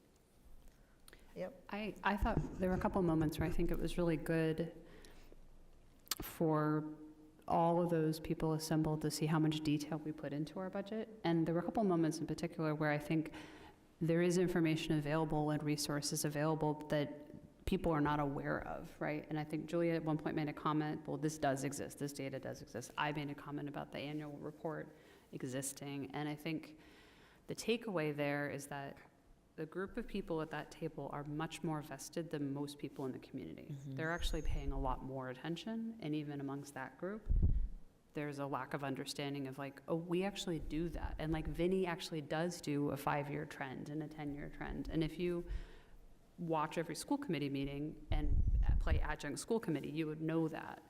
But even within that group of people, a lot of it's unknown, which then says if we have sort of a barrier of information with people that are willing partners, we will have a ton of education to do in the public at large. So I think the takeaway for me is that we have to continue to try to push this out. And I think, Vinny, your presentations are helpful. The public sessions, Eric, you did around the budget are really helpful. I think we all just have to really continue to be communication ambassadors, because if members of the select boards and FinComs don't know that we produce certain things, we can't possibly think that the public is aware and wide scale. And that's on us, right? Like, most people don't have 5 hours to watch school committee meetings. They just don't, and they won't. And we shouldn't judge them for it, but we have to try to get information out somehow. So. Our meetings do not take 5 hours. I know, well, you know what I mean. But thank you. Okay, anything else on that? Then the only other thing is that I have is that I did send out today, I got a invitation from the League of Women Voters. I literally just sent it all to you to get some guidance on, I've not seen this before, so I didn't know. Did anyone get a chance to see that? It just said they invited us to the volunteer fair on February 8th at the community house. I just didn't know the answer to that. Do we want to participate in the volunteer fair? I don't know if we're really. How would we, are they asking us I was to sort of like- participate officially or just to come? Well, I can find out more. I literally just forwarded you all the email, but it definitely is specifically like to us. It says we would love for the Hamilton Wenham Regional School Committee to join us. There's no fee to attend this event or to host an informational table. So my understanding was like we could Hosting a have like table. a table, like, hey, are you wondering what school committee does? I can find out from them if that's really what it is. I would find out. I mean, it is a volunteer position. That's true. So, I don't know, I didn't know the answer, I wasn't familiar with this event. I have to say, it's hilarious to me that, and I say that because I do think, I'm reading the email now that you sent. I mean, I think at one level, it's great to get people more informed about what it is to be an elected official. But at the same time, if we all showed up and be like, yes, everyone should run for school committee, and part of me is like, yeah, everyone should, but then you're like encouraging everyone to run against you for a position, like, which is fine, like, that's great. And for people like me who are not gonna run again, I don't mind saying that out loud, like, I'd be happy to sit at a table like, yes, you should run for school committee. But if you wanted to run and defend your seat, that could be wicked awkward. Like, yeah, you should totally, so That's funny. It's I hadn't it's thought kind of of funny, that. right? Yes. Also- So it's a different kind of volunteer position Yeah. because it's a scarcity in its own messed up kind of way. Yeah. So I don't know, I guess I'm just looking to the committee, like, I personally do not want to sit at an information table all day at a fair. I've done it for years and years with nonprofits. I'm sure a lot of you have done it too. If they want us to come or spread the word, that's one thing, but I mean, I guess in what capacity do they I need us genuinely don't, there? I mean, I genuinely don't Yeah. have all the information. My thought is that they just, my interpretation is it truly is, like, you would be literally at a table, like, find out more about what school committee is all about, and just, think- you know. Yeah, like, one line that got me was, town committees often have empty seats and elected Yes. offices often go uncontested, which is not usually the case with this board, but I But- feel like there's others that Are empty. That would Right. be a No, great exactly, spot like, for, if, I so- don't They're know what's trying to empty now, but I recruit. know there are numerous Yeah. spots that are empty, so like, if there might be like the, whatever, the historical commission or whatever it might Yeah, need. so maybe they were trying to be inclusive of all committees. I mean, it I'm might, thinking we're trying to recruit. That makes more sense to me. Yeah, it might be a great position for former school committee members to talk about what school committee is all to be about. informational. I don't know, I mean, I totally see it all the ways, and Yeah, it's, I just didn't want to make a decision without discussing with you, I didn't. I teach Wednesday nights, so We'll send Peter. Yes, We send volunteered you. Peter, absolutely. I love it. Okay, it's Wednesday, February 8th, is that right? yes. All right, well, I'm happy to check gonna in say with them and sort of just get a feel for what it is. The only thing I might say, and this is again in one sentence before this talked about how we have a communication problem and people don't understand what we do and we try to get information out and it'll be right before we adopt the budget. Maybe as opposed to taking a position of like, everyone should run for school committee, here's how you do it, to be like, this is what the school committee does and this is That's why how- it's important. No, to be and- honest, that's actually what I interpret it as, Yeah. is an opportunity, should we want to sort of tell people what school committee does. Because won't that be like the day before we adopt the budget? I mean, isn't that right? Yes. Oh, no, 17th. No, we moved the dates the around. 9th, I think, is, yeah. Yeah, it's the day So it's before the we day adopt the before. budget. So it might be a spicy, maybe we don't want to go because maybe the budget will be spicy. I'm just saying it's an opportunity for Spicy. engagement, so. True. Yeah, I'm not against us being there and answering questions and giving more insight into what we do. I always want to improve communication, but I agree, it shouldn't be like a recruitment event. Yeah. All right, I will, Maybe can you get more information about I'll what the get some more goal is information and and what it, and I also think for any one of us who attends, it would, no one would be charged to speak on behalf of the school committee, so it would be also awkward in that way because. no, I would, right, no. It would be, my interpretation would be more things like, people just ask general questions. What does the school committee do? What do they not do? Right. We don't actually select the books of the library, just so everyone is aware. Not yet. Okay. Does anybody have anything else? Okay, topics for future meetings? Anyone? Before we look at next year's calendar and approve that, can we look at the attendance information for Good Friday? Because remember, we had said last year, Yep. since we removed that as a holiday, we were gonna look and see how it actually Yeah. like, So, yeah, it sounds affected like attendance before when, we. would it be, I mean, you're asking that when we vote it, the calendar is next time, right? But that, yeah, 2 years. Yeah, we have 2 calendars coming. So that, Yeah, but but I that can Eric bring could that provide that Yeah, information. absolutely. Okay. Thank you. Other topics? I know David Frankel is not here, but I will just say he did request a topic that I am going to put on an agenda, which is, I think I maybe already mentioned it, we haven't figured out which day, but I do want to have a conversation about whether we want to have a workshop with Dorothy regarding school goals at some point. So an agenda item would be to determine whether we want to do that or not. School committee goals? It would be, my vision would be that it would be for next year. In other words, that Dorothy would give a workshop, Oh, I see, okay. you know, for next year. But I want to get guidance from that. So, and that was, so I will put that on, we will put that on an agenda. Anything else? Nope. Okay. No? All right.